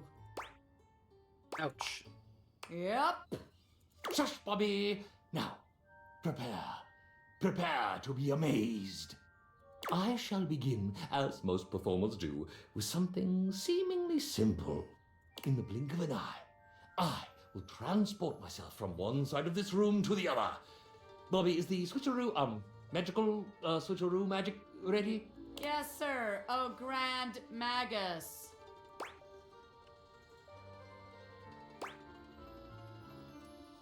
Now, Bobby, he's trying. Let's be supportive. Presto! Like the crack of a whip. Whammo! Like a flash of lightning. I am here. And then I am there. Are you amazed? Oh, hell yes. Wonderful. Excellent. Oh, brother. I knew you would be. Just wait for what comes next. I give you this form. Hi, Harper. Or perhaps this is not the right face. Not for right now. I give you then a darling teddy bear who reads you to sleep and holds your heart in his big, capable paws. Teddy, how you been? I can even transform our beloved assistant Bobby through the power of my magic. My guy, touch me with your magic or otherwise, and lose your wand forever. Well, yes. Never mind that then. Magic is vitally about the consent of all parties, you see. Now, what if we change something belonging to yourself? Yeah, let's go. Your specs points, for instance?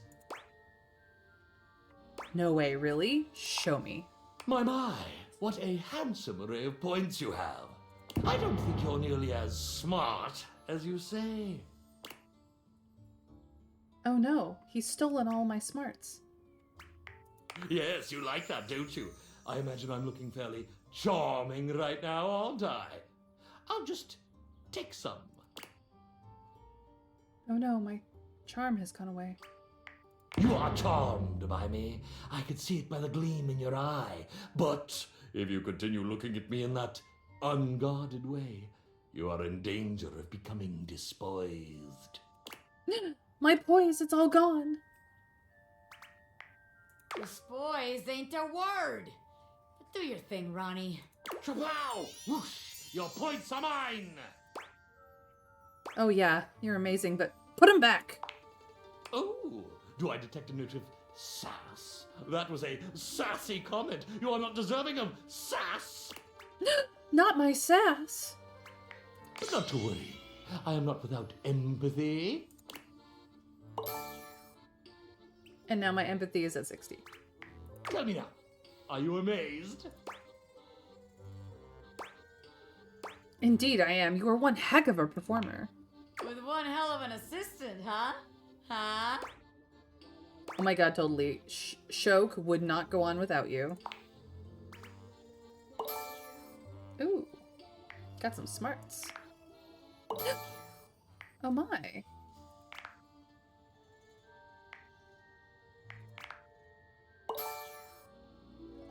Oh, I see.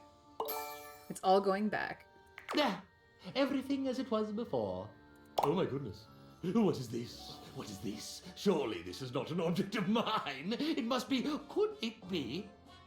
Yes! My powers of transfiguration have enabled me to conjure from the air to transfigure pure nothingness into a solid object, and not even an object of my own. An object belonging to another being entirely. Gotta go talk to the globe. Pretty cool. Has any feat before equaled this? Will any feat that comes after rival this? I would say to you, no, none, and not ever.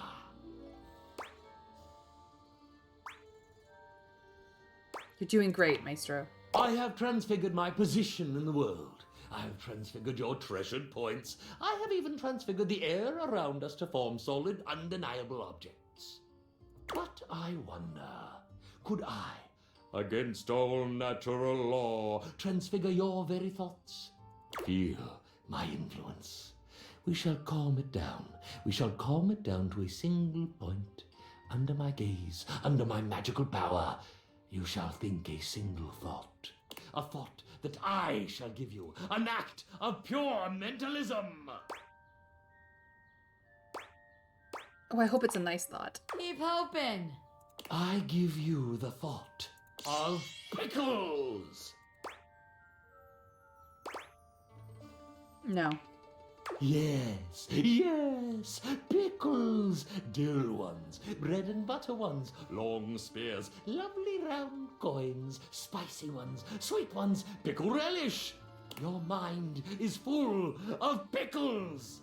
Now, take your mind back. It is yours. You may think whatever you wish, anything at all. What, my darling audience, would you like to say to me? What is the foremost thought in your mind, your own mind? Pickles, baby. Do you see my powers now? Behold the magic! Holy shit, how did you? That was amazing! And there you have it. My show. My first original show in so very long. And you were here, and we did it! Don't know about you, but I'm thinking about that book and wondering what's in it. Pickles didn't enter into it. That's fair. That we did. It wasn't a book, it was a piano score, though.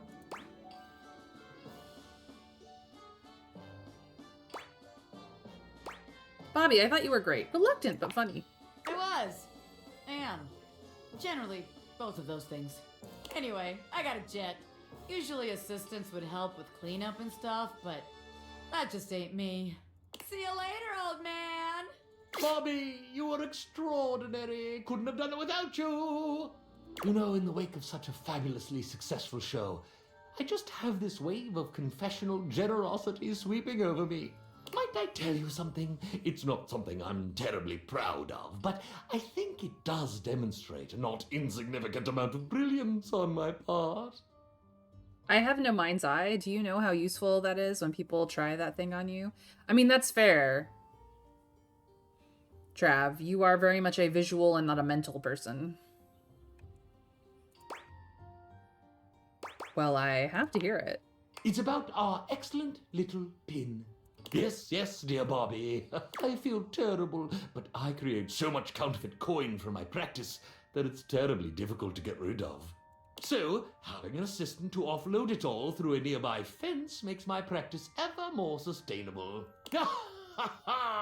It does feel better having that off my chest. Ah, so the coins that he has are not real, and that's where the counterfeiting comes.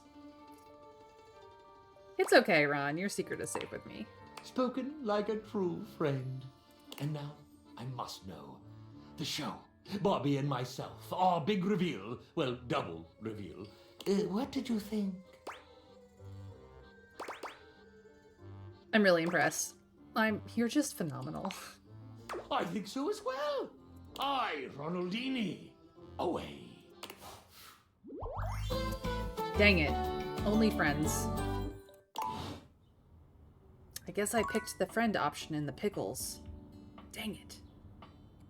Should have said spicy pickles.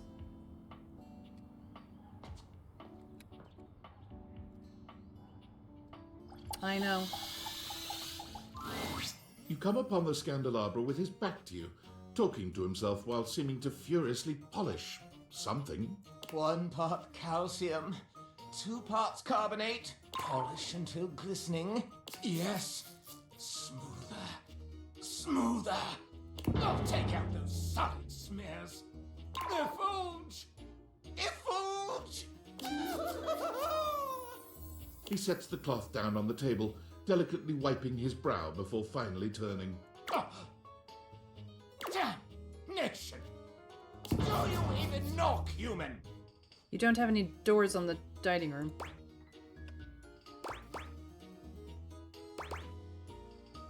Keep going. Oh, how dare you! The polishing of my knob is a sacred art. Only the most panegyrical of acolytes are allowed to know of my backstairs ministrations. And you are not that. I know not what you are. My inquests have turned up fallow. Well, you've come to see me, eh? Must be for my brilliant shine. Which is what I was doing. I didn't see anything, I swear. I am made of the purest silver. Born in a small chandler's hut in the Swiss village of Saint-Martin, I have traveled transatlantically to this abode, where I preside over the rest of the objet. I require a great deal of polishing and care, which you do not do. So I'm forced to self-lubricate.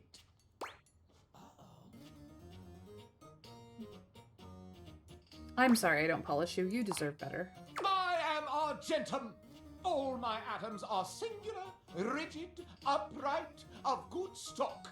One of the ancient metals, friend of humans since time immemorial. And most importantly, I am chaste. You don't have sex? That does sound impotent. I mean, important. I perch aloft this dining able, surveying the better part of the kitchen, living room, and the emptiest of walls. As I gaze into that wall, sometimes I am gripped with the fiercest ennui imaginable. Do try it sometime. It's rather addictive. I have. He is very interesting. These other objets, these rottish roustabouts, love each other in ways you cannot imagine. Tell me how. These things proliferate like the dust bunnies neath the Davenport. Mass-produced, your shadow creep and crawl through each room, seeking ardor amongst the appliances. You see them, hear them, smell their love. And I rise above it, like an angel over vermin. Oh, I do enjoy hearing about it, mistake me not. But to dip my own sconce into the tumescent tumult? Never. Having told you my story, I must away. Regards, S. Okay. I just wanted to see where that would go.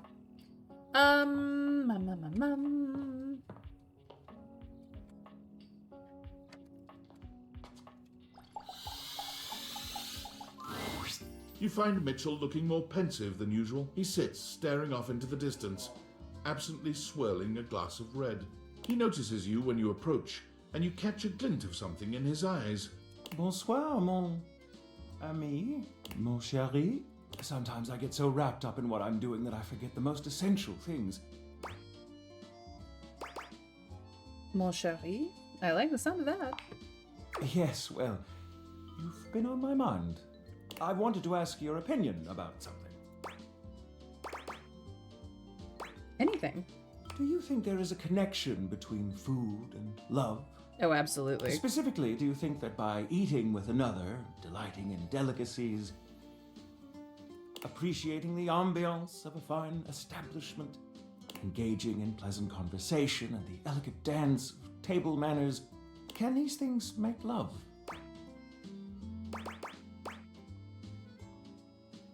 They are themselves an act of love.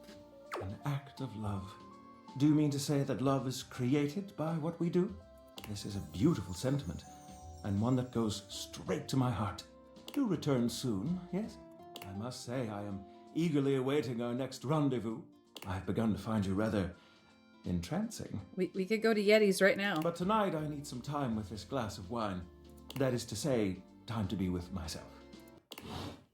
Okay. We'll go have ice cream next time. Who else did I need to hang out with? I'll have to talk to Scandelabra tomorrow to continue with her stuff.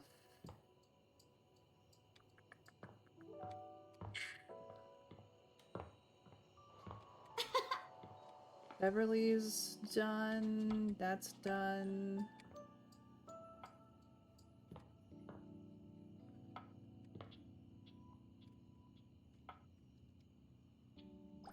Sure. You're back! Yes, Sinclair, I'm back. Tell me your story, Sinclair. It all happened one rainy night on the north side of Turkleman City. The tough side. I'd stayed late at the office because I had extra work to do before the holidays. Stayed late at your job as an insurance claims adjuster. Go on. Well, when I left, I was feeling a bit low, so I went out to a local bar. It's called the Banana Club. They make a mean Shirley Temple. Heavy pour. But I thought Shirley Temples were... Devastatingly potent? Yes. I was going to say... A recipe for disaster? I know! I shouldn't have indulged. I should have known better. But after I'd had about 7 of them, I went out for a stroll. I don't know where I was going. Just trekking the streets with my dog. Suddenly, I came upon a fine dining establishment called the Questionable Dandelion. Right. They've got an incredible buffet. Lots of strange ingredients from all around the world. They're always trying new things. Okay. Like Diplodocus berries. Sure, of course. And Jimson weed cupcakes. Naturally. They also sell Excedrin by the pint, the headache medicine. Well, that sounds dangerous. Oh yes, very. But good for headaches. Up until now, it had been a typical Friday night, I'm guessing? No! Not at all! It was Thursday. Ah, forgive me. I was walking around, or sort of drifting, or rather, floating, or I guess you could say I was making my way about town. Aimlessly, you see? I'm getting that. You're very perceptive. I pride myself on it. So what happened?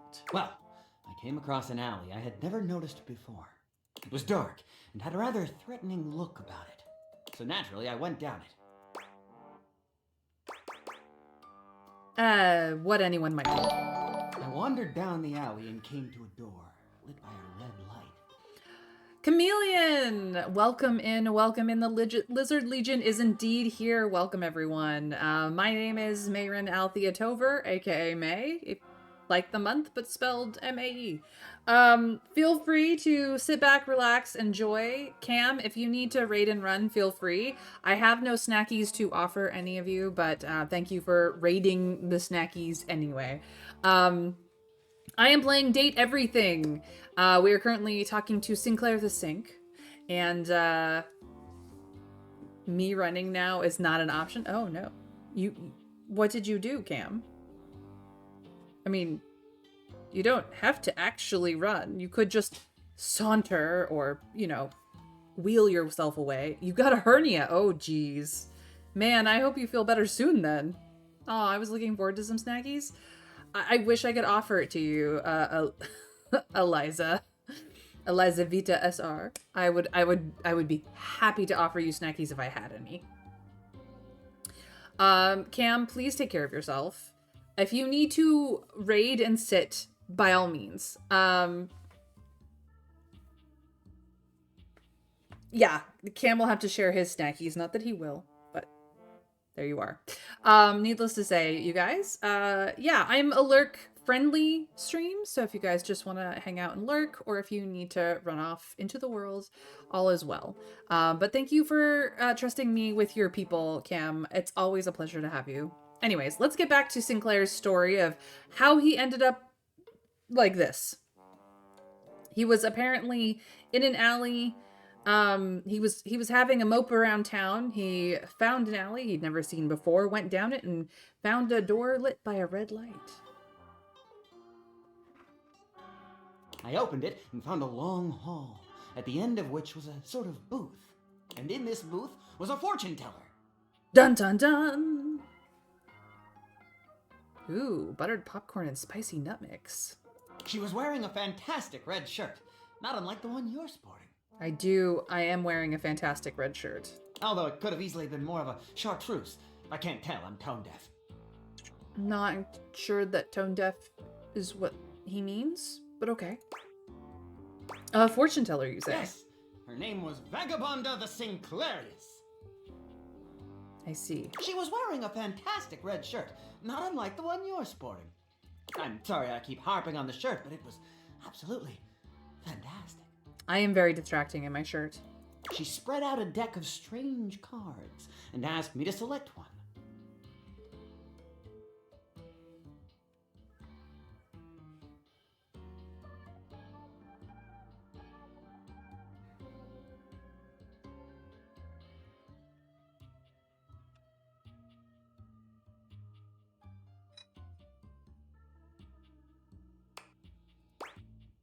Strange how? They were business cards.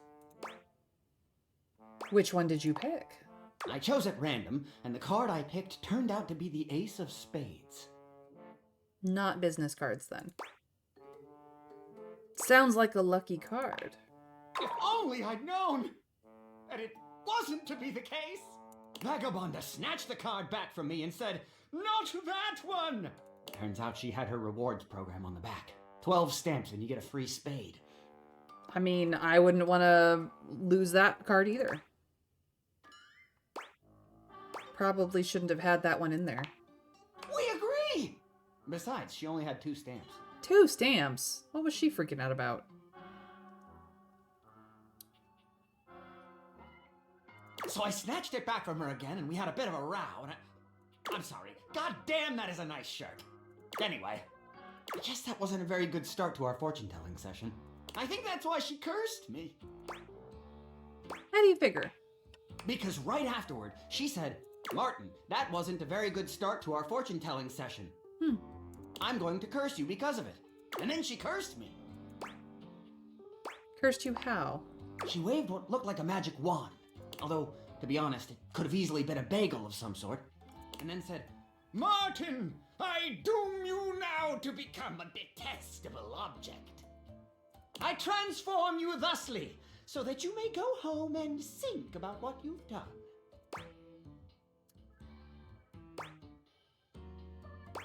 Go home and think about what you've done. She wasn't above a bad pun. And then you became a sink. And then I became a sink. Now you find me as I am, trapped in this porcelain prison. All I want to do is return to my old life, to stroll the streets of Turkleman City once more, without a care in the world. Oh, how I long for it. Please, won't you help me? Sudsy and I would be oh so grateful if you could get to the bottom of what's going on here and return us to our proper forms. Will you? I'll do everything I can. I'm a helpful sort. Oh, joy! If you want to help to get to the bottom of all this, I might suggest you seek out someone who is in the business of solving unsolvable mysteries. Or just go see if Vagabond of the Sinclairius is willing to undo her curse for a free shovel. I think I know just the magnifying glass. He stands there silent and unmoving until you finally leave. Okay, he's a strange one. Wait, he didn't mention that Sudsy was transformed as well. That changes everything. We have to save him now. I mean, I know. But I am out of juice. I must return to my bed.